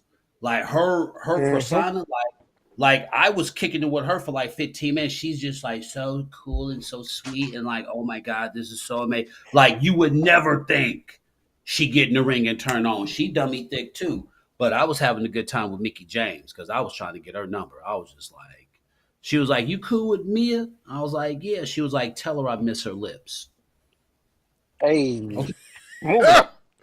Oh, And she hit me right back. She was like, "Tell her I miss hers too." I was like, "Hey, look, because that's how you earn brownie points. You say you cool with motherfuckers, like okay, cool. You text them, and I came right back to her. I was like, "Look," she's like, "That's my girl. I miss Mia so much." I'm like, and Stevie Ray come over there. Hey, get your ass from around now. Yes, boss. Yes, Like boss. grandpa shit, man. I'm over here trying to. You feel me? No, but no, like Tony, dumb thick, bro. Like, and you know who else was a beast? Like Sheldon how Benjamin. about That nigga. how about Snacklander? They weren't up at the what's the name? Ah, They weren't there. Yeah, it was Mercedes. Mercedes is small as fuck. She hella hmm small. She's small, but Tony. That's why she's able to do that fucking power driver so because she got cushion dead ass no like she has like Now that was it's bars right crazy. there. You That know, her ass. and Rhea Ripley are really good friends too. Um, Tony and Rhea, they're really good friends too. So, but yeah, I'm sorry, y'all can do it. I just want to just interject that like Tony thick as fuck, boy. yeah. Nah, the, Shit. nah. Like, shit. The reason why I brought up AEW was because Mercedes Monet, which we just mentioned, and her titles, she got 13 belts at the moment. Um, the reason why I brought it up is because, and I said this in a post. So she's been winning every single title promotion that she's gone to thus far. But whenever she gets to the big one, as far as AEW, her home base is concerned, she always comes up short. She did it against Tony Storm and just recently, last night, Chris Statlander. So I wanted to get you guys' take on it as far as story. Snacklander. I like that one. Chris Snacklander. I like that. Yeah, Snacklander. Yeah, We've been saying that for years now. yeah. I wanted to get y'all take on it because, and I'll give my opinion real quick because I'm thinking that either this loss or maybe another loss somewhere down the line is going to be the story of her downfall as far as her losing the titles. And then there's going to be a build somewhere where she's going to start winning again. And then she's going to get the AEW women's title. That's what I'm thinking. And if you don't mind me to go, that's exactly what's going to happen. I think 2026, because here's once again the difference between working relationships and not these fake invisible ones that the WWE and TKO tries to sell us. Because we already know that TNA is probably on their mark to be bought in a couple of years, but I'm not shitting on them. We're talking about the good company. Monet having all of these belts is a great thing for each and every single company out there that she's working for, because look at that. My champion is on U.S. American national television on a weekly basis. And like I was trying to describe my brother who just is getting back into WWE because his son likes it. This is how it builds the other companies. Now, he tried to put the spin on, none of that shit matters if they're not making it to here. Number one, not everybody's goal is to make it to the E, and I'll stop sidebarring after that statement. Because you're seeing this company's champion on TV in America. Oh shit, we got to watch. Then the story becomes, who do we build for each little company? It's who do we build to be the one to take it off of her? And then as soon as that person takes one belt here, they just skyrocketed in their company over there. The next one takes the belt. They're now the top in that company. And so next year is going to be the downfall of Monet to, yes, where it's going to be If they don't, hold on. Let me interject. Go ahead, bro. Go ahead, yeah. I'm looking at this Chris Statlander lady. She might have a downfall too, because I hate to say this, but that is AEW's Rhea Ripley. All right, I'm looking at her. She's fucking Rhea Ripley several years ago when she was green.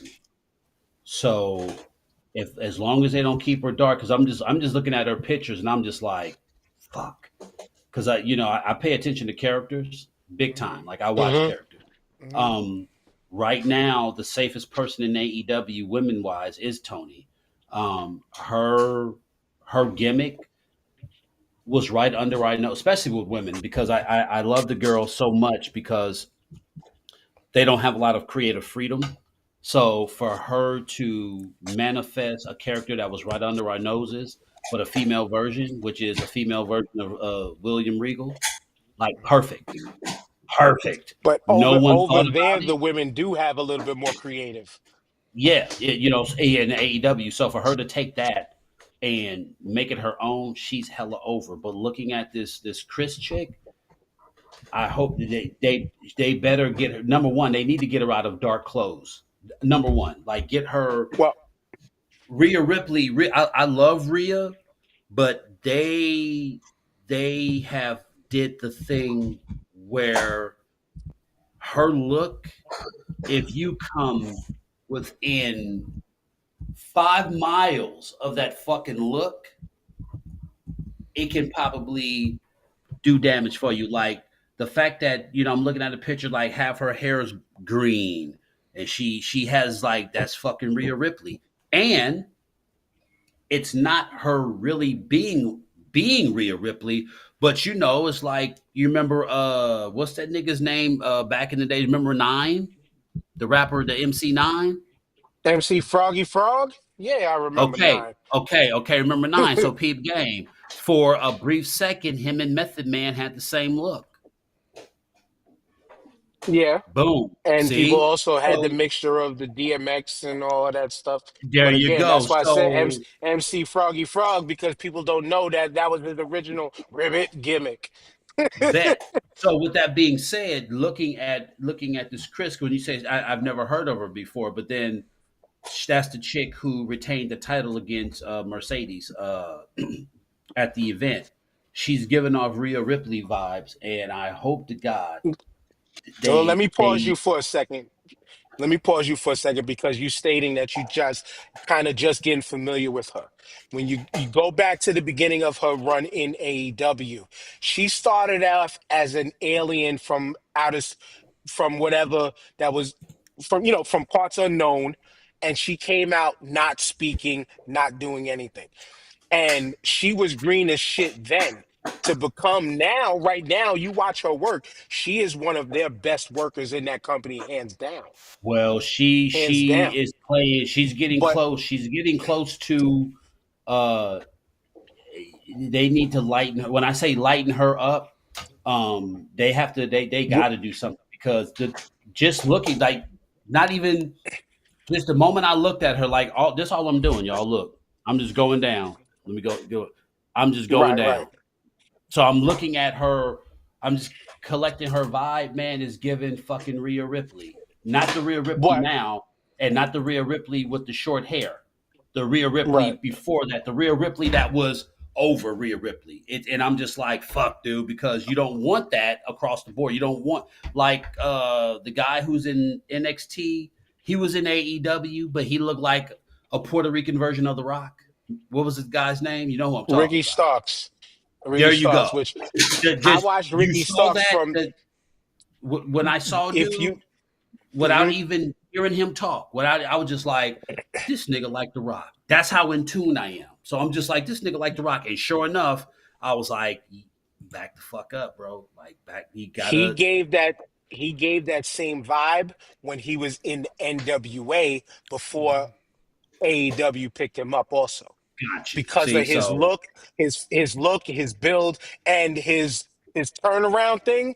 yeah, That was his spin on a rock vibe and all of that stuff. And yeah. everybody So said it, I like hope how he was a she mix tweaks of. it.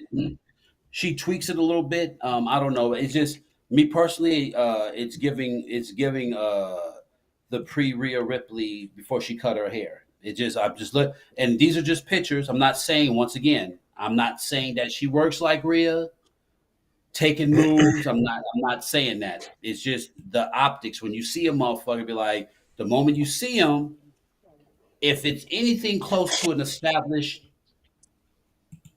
gimmick, it's like fuck, dude. Like okay, because you already know without even saying who it is. Like who's Nah, that? but Like dude, trust and believe. Watching her work, she set her path already. She you go. set her own. It's just it's a matter of stature, the physical, the build, and all of that stuff. Yeah, I see what you're getting at, but watching her whole AEW journey has she's built herself to why they entrusted that championship belt on her Gotcha. for Yeah, that's herself, going to be a good her own story because personal. Tony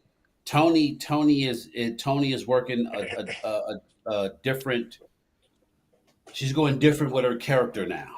You know what I'm saying? Right. Like I love how she went from the prestige socialite to like on her ass, realizing the the classism within the or the classism within not having that belt. So I like how she's somewhat unglued, not sure of herself, and she's still a socialite, but she's going through some hard times right now. Like she's doing.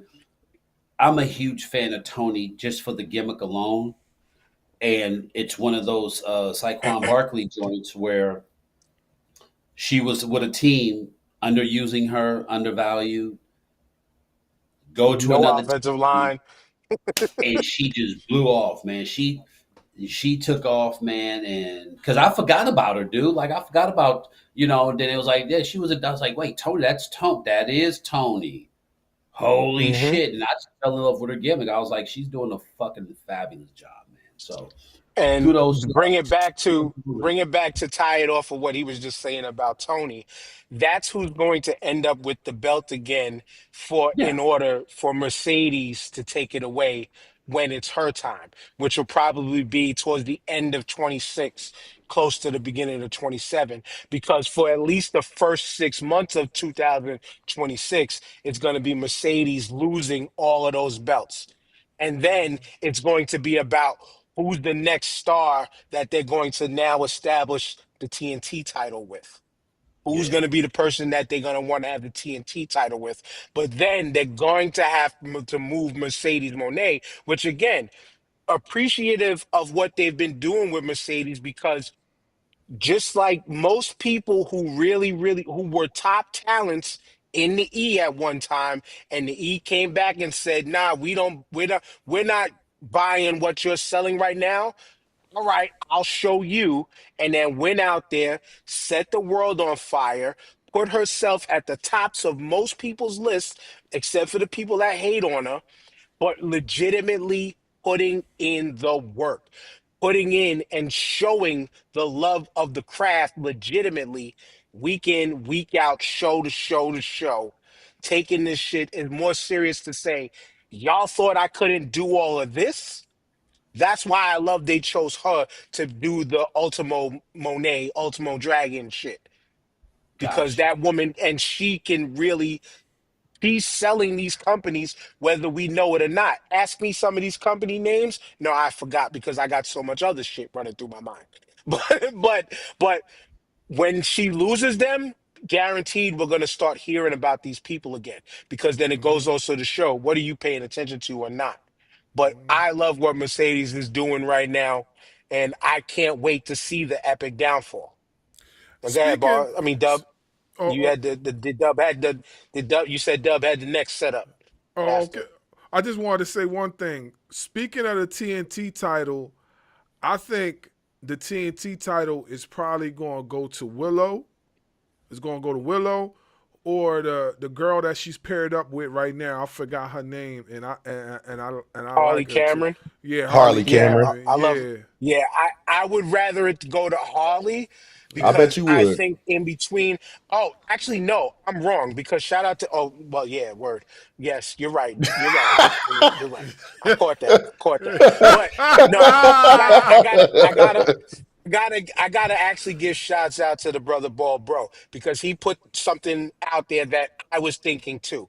It's actually going to end up with Willow is going to be the champion, and then Mercedes is because this is AEW in the storytelling. We think people think they don't tell stories, but they are going to bring that call back of when Monet faced what's the name. Also, Willow took Monet's place because she got hurt in the Owen Cup, won the Owen tournament. So now they're leading towards Willow versus Stat for the title eventually, to where now Willow Nightingale finally becomes champion, and this big man sheds a tear of happiness for that woman.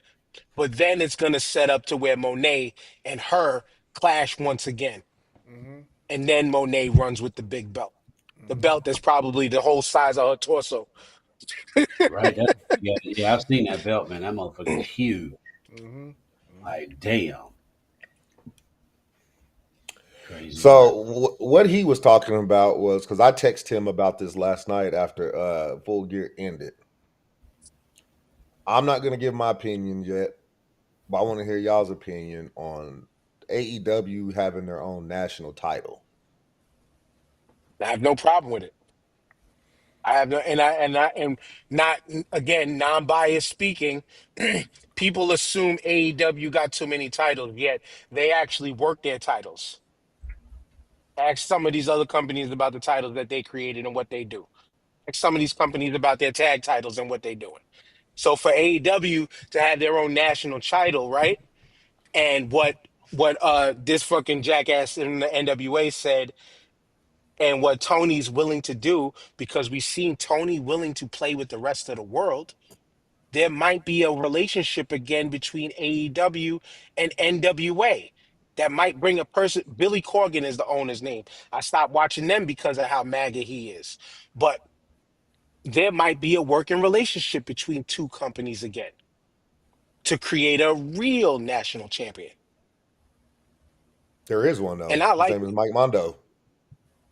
I like it. I like it.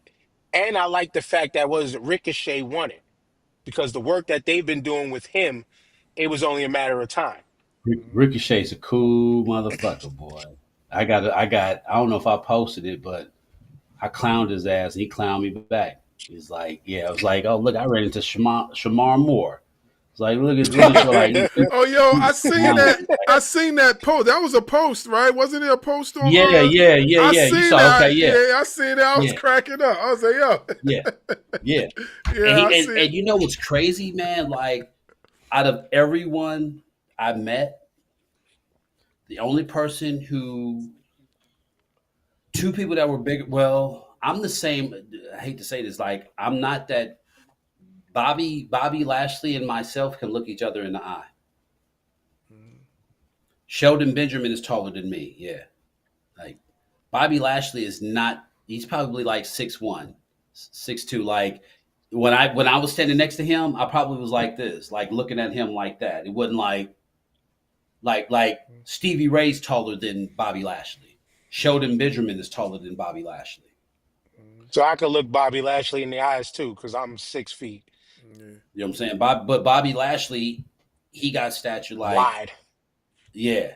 That's the Hey, illusion. Like I that's the always thought illusion. Bobby Like was I want to taller. see how I look on television because Hobbs was like, bro, because I had on my jersey. If y'all see the clip, I got on my Kings jersey.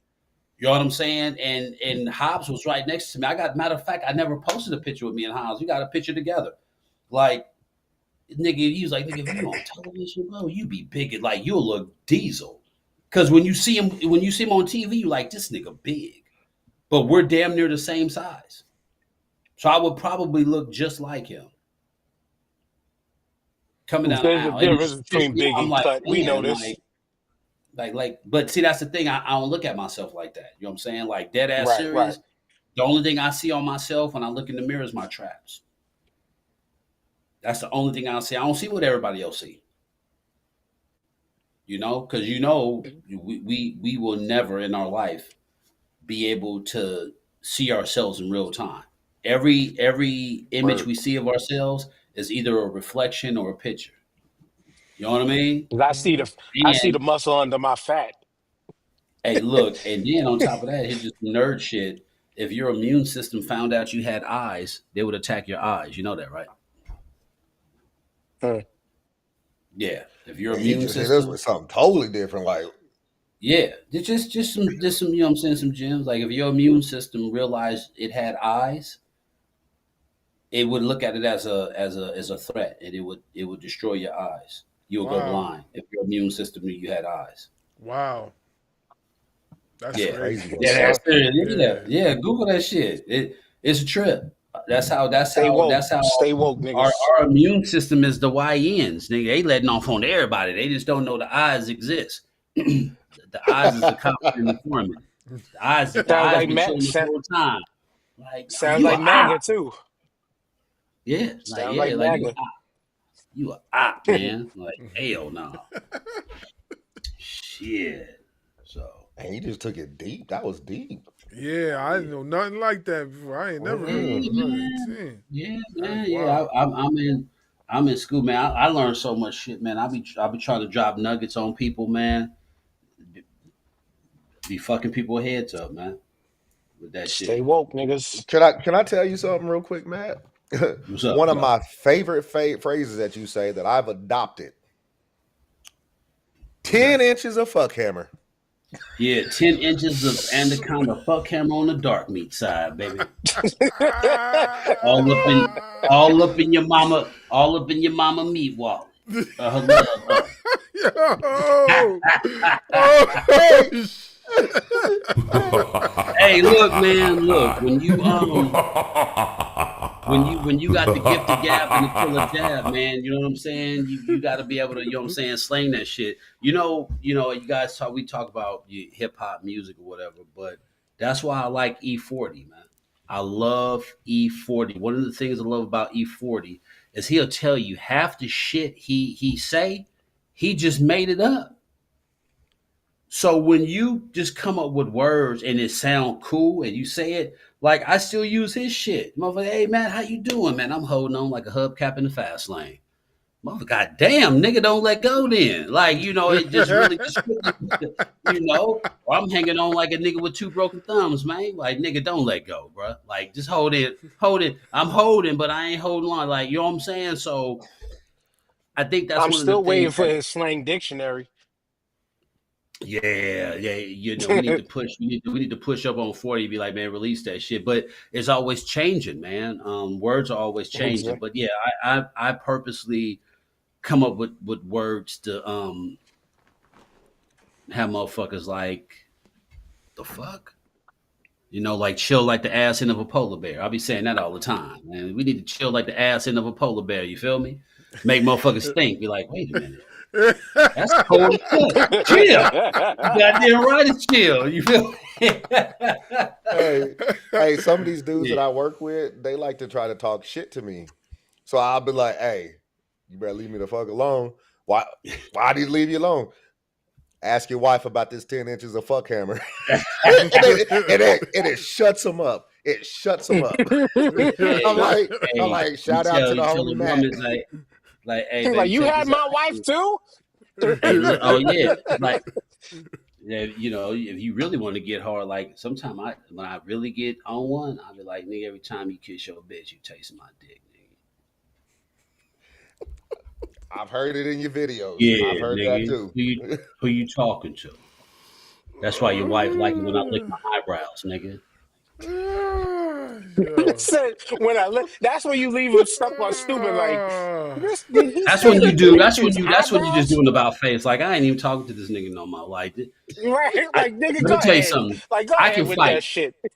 I can fight. So I just say whatever. Now, you know, as long as you don't tell a nigga to suck your dick, you can pretty much get away with a lot of shit. You tell a It's nigga take they it how suck you my want it. dick, bitch. Take it how you That's want it. fight. That's fighting words right there. You know what I'm saying? I like telling Jamaicans to go suck your mother. Like you gonna die, nigga. Like go suck your mother, bumbaclad. That you can't say shit like that. So I've learned to find a gray area where I can come up with words and you know talk shit and fuck with people and shit. You know what I mean? That's what I be doing. Hey, he be getting after some of these white boys too on TikTok. And I will be at work. I'm supposed to be turning on somebody's gas and getting so they can have some hot water and stuff. And I'm sitting here in my work truck looking at Matt's videos. I'm like, oh shit. Hey, Oh, do you follow me? Do you follow me on Instagram? Yeah, I I thought follow I you. did. Well, the page I found your page on Instagram through our page, and I followed you and I tagged you, and I looked at some of your videos. Okay. But I've been Okay. following you on Instagram. Darkwing, you need to follow me on Instagram because if you think what I'm doing on TikTok is something, bro, you gonna crash. You see me on Instagram, you gonna be like, this nigga, no, he didn't. You gonna be like, hell no. I like how So is you it under Big answer. Matt 1510? That's my backup page. The main one is OG Matt from the town. Yeah, that's the Okay. one I follow. Yeah, And that's what I follow. yeah. One I I like. word, follow this OG Matt, follow. and from the town is DA, not the, but DATOWN. You got to follow the Star Five podcast back. The Star Five underscore podcast. Follow me back. Yeah, But I've been on. yeah. I like the video that you had when you was with your daughter, and I forgot what the dude said, but he said something. It was along the lines of racism or whatever, and you just gave the floor to your daughter, and she said something crazy that shut the whole comment section down. Yo, when I said she shut the whole comment section down, I threw my phone. Luckily the phone had padding This on was it on so I didn't break Instagram. it. Nah, it was on TikTok when I seen this one. And I threw my phone. Luckily the phone had padding so it ain't break. But that was my reaction because I was like, How long yo, ago? How long ago? Nah, I think this was one of your older videos, if I'm So, not Okay. mistaken. a question Okay. about that. Jean Grey, do you tell her what to say or she comes up with it on her own? Some of the stuff she'll freestyle, and I'll help clean it up. But Hmm. yeah, she's learning the one liners like her dad. Yeah, she is That makes sense. spitfire. She is Yes, she is. spitfire. Some Yes, of the she shit I is. help her like if it's out of context. You know what I'm saying? But yeah, you know what I'm saying. She's a she like her old man. Good with the words. You know what I'm And saying? I can only imagine what the calls from the school are like, because the calls that I get from Actually, school is your actually, daughter's actually, acting like she's she sick again. she chill now. Early on, we had to iron some shit out. You know what I'm saying? But now she's doing better. I got to worry about Patrick. Jean Grey, she gonna be G. She a girl. Like she has to eventually find herself. And when she find herself, that's when you know what I'm saying things will start meshing and shit, and everything be good. I got to worry about my son. Like we worry about him because here's the thing with Patrick, the Ban whole dishwasher, bumperclot. Mr. Mr. Band Dishwasher. This nigga, so he Which I'm really like glad. Side note, real quick.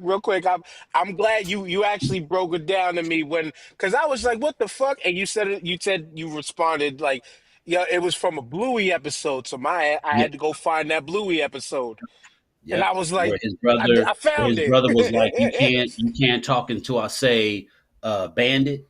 So he's like, you got to ban dishwasher, and he heard that shit, and it was the funniest thing to him. So that was It was like completely using the cuss word in a way.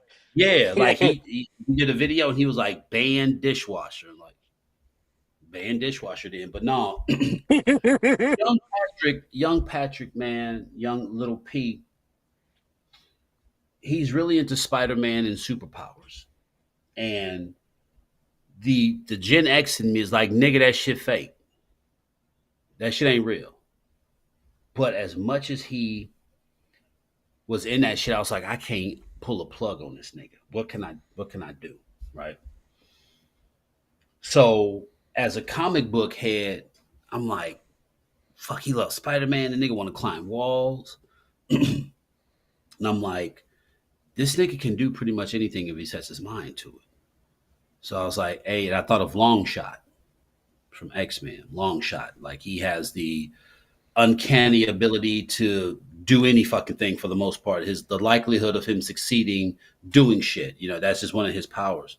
So I was like, adaptation. I was like, hey man, I talked to Peter Parker. He says, unfortunately, they didn't already got rid of the radioactive spiders, so ain't nobody getting bit. The symbiotes, venom absorbed them all, and he being stingy. I was like, but he said you got something called adaptation. And he's like, what's adaptation? I was like, the ability to learn shit and master it. Because dead ass serious, this motherfucker learned to ride a bike in under a week. He beat the bike the fuck up. The poor bike got his ass whooped because he'll slam the motherfucker and throw it and shit. But he'll get on that motherfucker within like a week. He start riding the bike. Now the nigga look at me. We was riding earlier today. And he was like, look at me, dad, no hands. Motherfucker surfing his bike. He'll ride his bike, get up on it and surf it. Like this nigga crazy. So everything in gymnastics. So he really adapts. Whatever he puts his mind to, he'll do. He's a perfectionist, right? Now, that sounds all cool, right? The flip side for his mutant ability, the nigga has no sense of humor. I'm like, oh, you old lumphead ass nigga. You say that to him, he will punch you. He's one of them that he's like, he has no person. He has no, you can't joke with this nigga. So imagine being so dope that it takes you half the time it takes a motherfucker to do some shit, right? But if a motherfucker be like, oh, nigga, you owe, and he tee off on you, bink. So I'm like, this nigga is so cool. He can dress. The nigga into cologne now. He be spraying my cologne. He be dressing his shit. He can do all this cool shit. But you can't play the dozens with that nigga.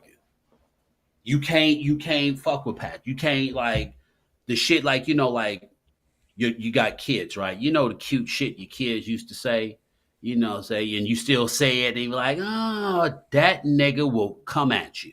He don't like that. So for him It'll to be come so around. It'll raw, come I'm around. like, this nigga has no like. He don't even laugh. Like, I mean, he laughs at shit, but like, oh nigga, like here y'all go over here trying to clown a nigga. You know what I'm saying? Okay, all right, nah, none of that. He gonna punch you in your shit. And I'm just like, I was talking to my, I was like, could you imagine you pick up something and within under a week you've mastered it, but if a motherfucker joke on you, you snuffing him because you don't fuck around like that. Like how, you know what I'm saying? You can't even like make fun, and he's just so serious. So Yo, be you know, thankful he ain't growing up in New York, cause man, listen. Especially, I can imagine him in like '80s New York. Like he this is gonna be where he like gonna either die or he gonna be the Brownsville bully, nigga. Like he yo, beat up he'd be beat up Mike all. Tyson. Yeah, like he beat like he dope as fuck, but fuck with him, he gonna punch you. Like, so we're working on that. Like, bro, you cool. Like he don't even know he cool. Mm. Like you say This is something where wrong, paid. P gonna be on you. Like he be fucking G. This is He where it fucking paid to be Gene the up fat like kid when I I be was like, younger. yo, you can't. But Gene be instigating. I be like, see, Gene, you gonna be one of them chicks. You better learn how to fight because you be instigating. Like you me. Okay, and Patrick get up under your ass and whoop bink. You know what I'm saying? Like, you fucked up. Like you better leave your brother because Patrick is catching Gene. Like by next year, he gonna be looking at her dead in her eyes.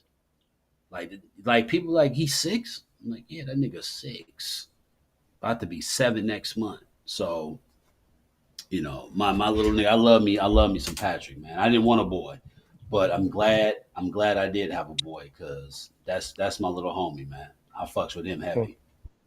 Matter of You didn't fact, want a boy. what I've been doing on Instagram. What's funny is y'all heard of Adam Spear or something? They're like a group, a hip hop group. Sounds Addis, familiar. Fear. I don't know. They're touring with Cool Keith, R-Rated Rugged Man. They're gonna be out in Houston in February. And a couple of my niggas who in the game, like, what I'm saying, I was like, I heard of this group. They was like, hell yeah, nigga, we know these guys. I was like, well, me and Patrick gonna be in the VIP kicking with these niggas in February. You know what I'm saying? Dope. Because he is so in tune with music. I'm like, if he has an opportunity to link up with like Cool Keith, you know what I'm saying? And Ari the Rugged Man, yeah, nigga, you get your ass in the car. we about to be in the dough. You about to hip hop, yeah, nigga. You about to be that, like, underground grassroots hip hop. You know what I'm saying? Especially, I Dr. love Doom, yeah, Dr. Doom, Nogaton. Doom. And Come what's on. funny? Well, before we started the show, Patrick's favorite MCs is Sean Price and Eminem and Redman. I said, well, my heart, my job's done, nigga. You got Mhm. 3 of the dopest MCs, nigga. You got Sean Price, and Funk Dr. Spot, nigga. I ain't gotta worry. I ain't gotta worry about shit, nigga. Young grasshopper, you have graduated at 6 years old, nigga, because Yeah. you know the standards. Because ain't nobody fucking with P, nobody fucking with M like that. And Redman is just that's Redman. That's just that's Doc. Like you good, bro. Yeah, you're gonna grow and you're gonna discover Coogee rap and you might discover Rakim and wonder where the fuck you been at. I understand. You gonna find niggas who are tied to the niggas you like, but Sean Price, Eminem, and Redman and Prof. Prof is a dope ass white dude. Have y'all heard of Prof? Yes. Possibly. Yeah. Yeah. Prof is dope. I think when I listen to Prof, I'm like, nigga, that's Prince reincarnated because That Prof shit be too to doing be done. shit. He on some Prince shit, like not Prince, like it just seems like the nigga from Minnesota, he got that Prince-ism because he got bars, he sing, he entertain, like he's a package deal, I think. Yeah. And He got a song with Ren.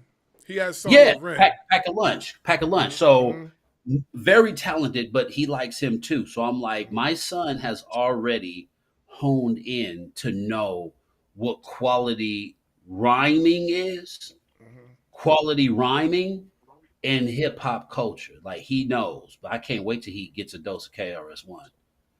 It's Now gonna be you over. gotta get him into some Thundercat and some Tyler too. Yeah, my daughter was Tyler the Tyler the Creator. Creator. My daughter My loves. daughter loves My my because daughter you plays that fucking nigga. Cut his ass off. because when we bigging up our children, like I always talk about my 12-year-old and like Thundercat, they love Thundercat. They my Yep, daughter my two of my daughters they love some Tyler the Creator, and they don't go back like I go back to the beginning. Bastard Tyler, Tina got you. Perm, your fucking weave, Troncat, all that. Like, but they love this Tyler that's out now. Like This new they one, love yeah. that dude. They Thundercat, man. Like I love that. Like I will play 2 or 3 Thundercat albums a week, every week, at least once a week, because that dude, Matt, musically is just. But get your son on that, man. And like talking about adaptivity, like when you were saying his son's being adaptive, like that was me growing up learning shit. But my 12-year-old taught herself how to fucking read Korean and write Oh back in wow. Korean on her own. She's in 8th grade now, taking 9th grade classes, to where hopefully when she gets to high school, she starts off as a sophomore and only has to do 3 years. You know, Dope. my and it's the beautiful thing about having kids, and we're all fathers here. Fuck the wrestling shit for now. We talking real life shit now. You know what I'm saying? Like the beautiful thing about is each one of our kids is a representation of us in so many different ways. My oldest one, I never pushed any of them to do anything. Hey, do you want to throw shot put like I used to? This is how you do it. Okay, sure. What did she do? Junior high school, never lost a meet. Got into high school, she won island championships. Her track coach was a piece of shit.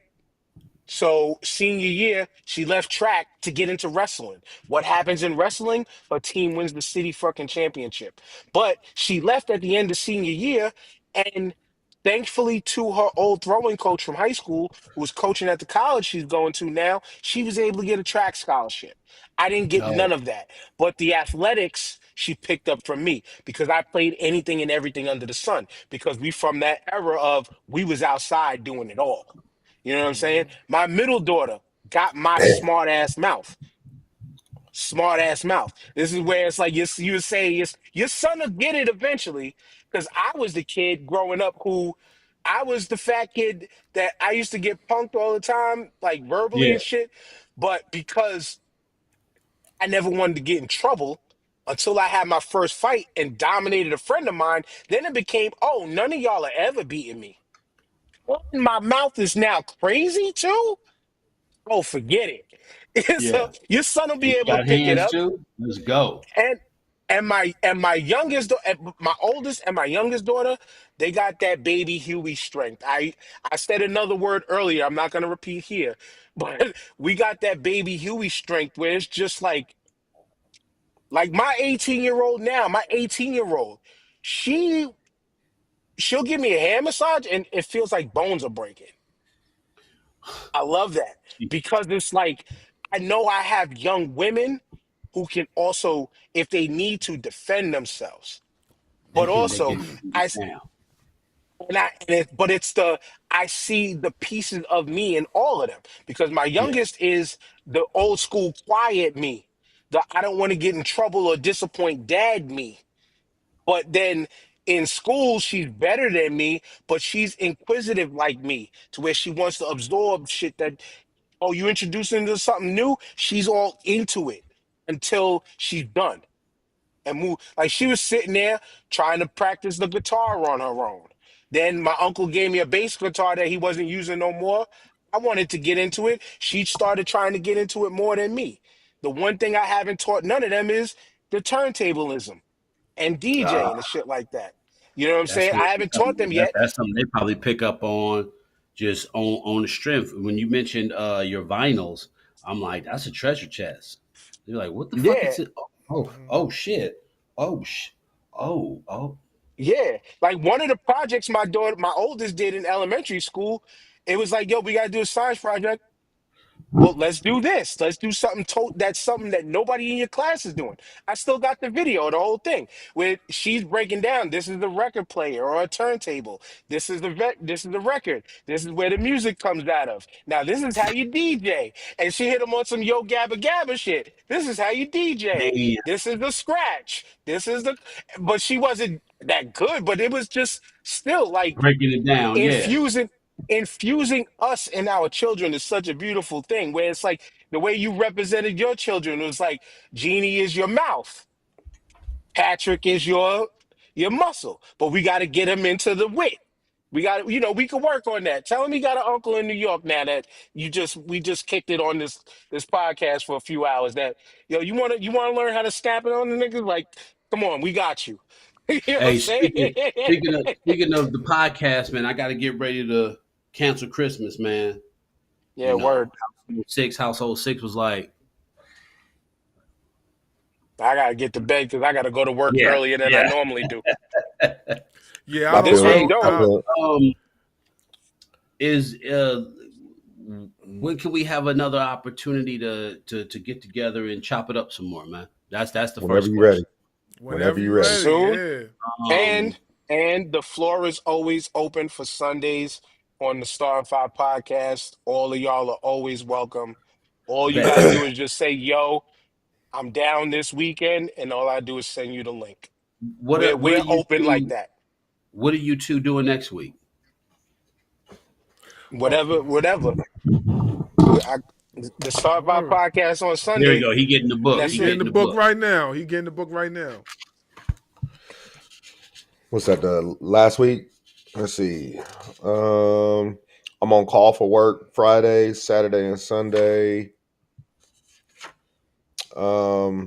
So the first is open, which is a Monday. Tuesday's open. Wednesday we interviewing an NWA wrestler. Thursday we got it's open. Friday we got a big time interview. You've already posted the promo for it, haven't you? Yeah. Okay, so Friday Buff Bagwell. Buff Bagwell on Friday the 5th. Oh, Please, word. please, please, and I beg y'all, please get into his Marcus and Alexander Bagwell days and him and his run with Already. Tuco Scorpio, please. Already way ahead of you. That's like I got a big Thank you. pamphlet of questions right here. Already But way here- ahead of you. but- Yeah. Duh, so you guys are Bars, open. Wait. So you guys are open Thursday. The 4th, yes. All right. Let's plan something for the 4th, man. Hey, this is what I can do.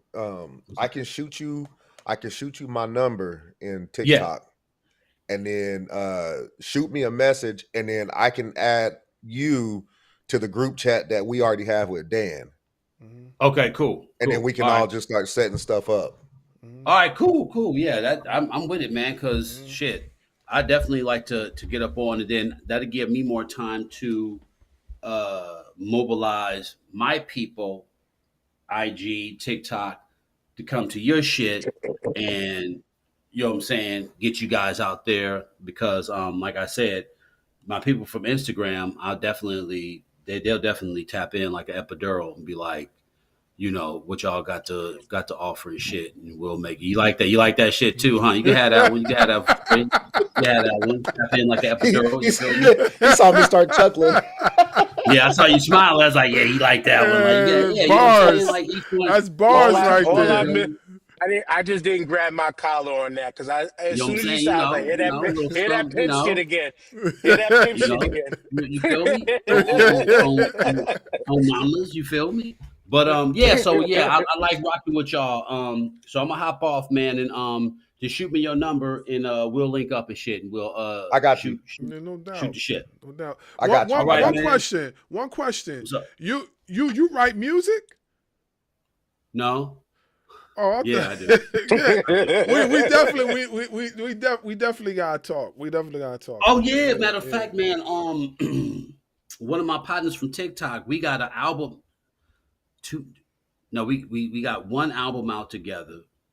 Last year, he had some family shit and disappeared, And I'm in school, so I just kept moving. I mean, we didn't have no falling out, but shit happened. Life be life and this shit, right? So he hit me up. He was like, "Yo,"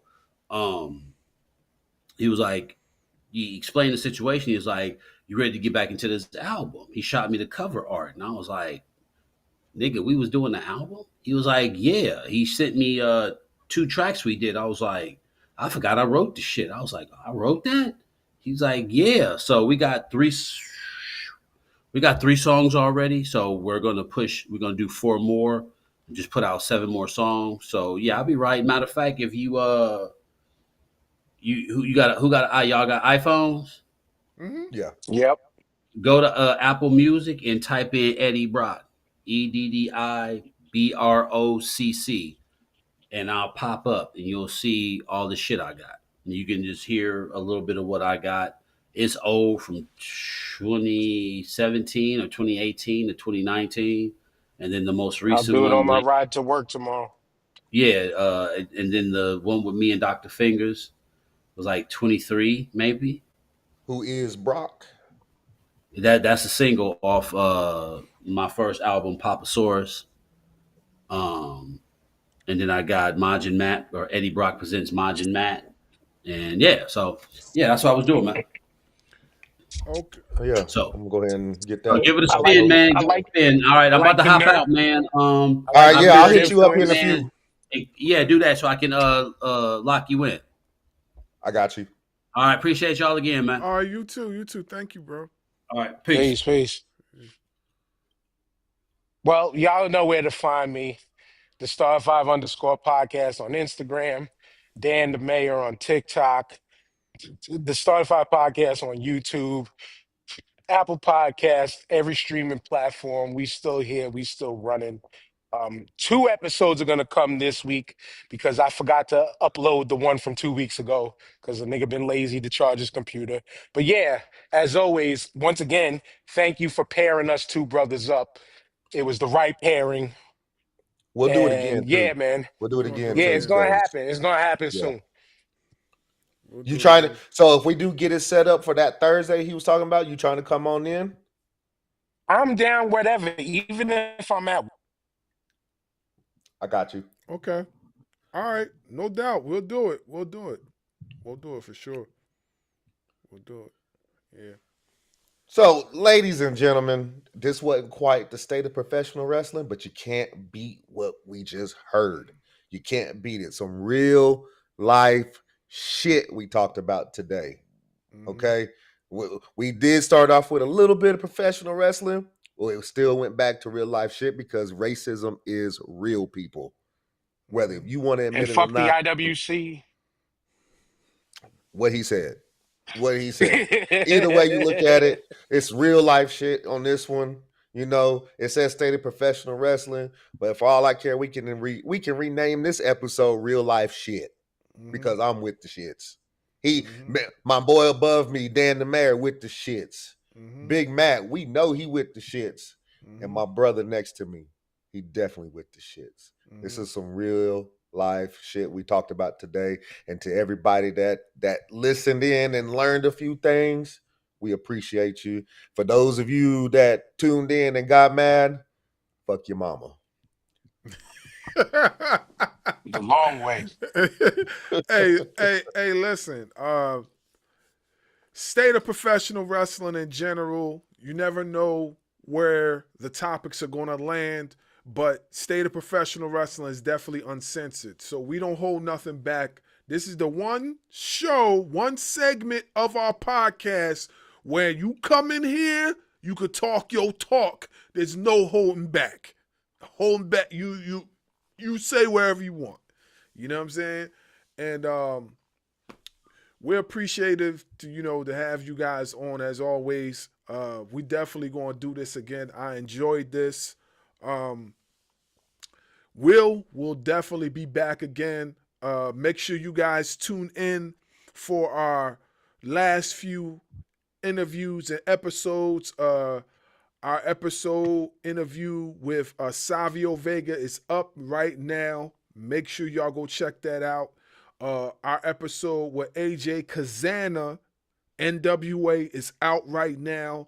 Of course, our Ahmed episode is out right now. We got Buff Bagwell coming up soon. We got KC Kazana coming up soon, and a bunch of other wrestlers that are going to be on the pod with us. So y'all need to stay tuned for that. So close us out, bro. Dan, any closing thoughts before we hop off here, bro? You muted.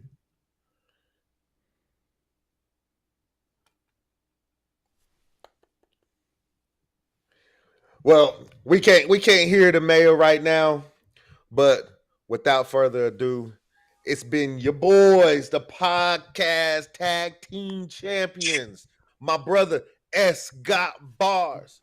Your boy Darkwing does salute. Salute to Dan the Mayor.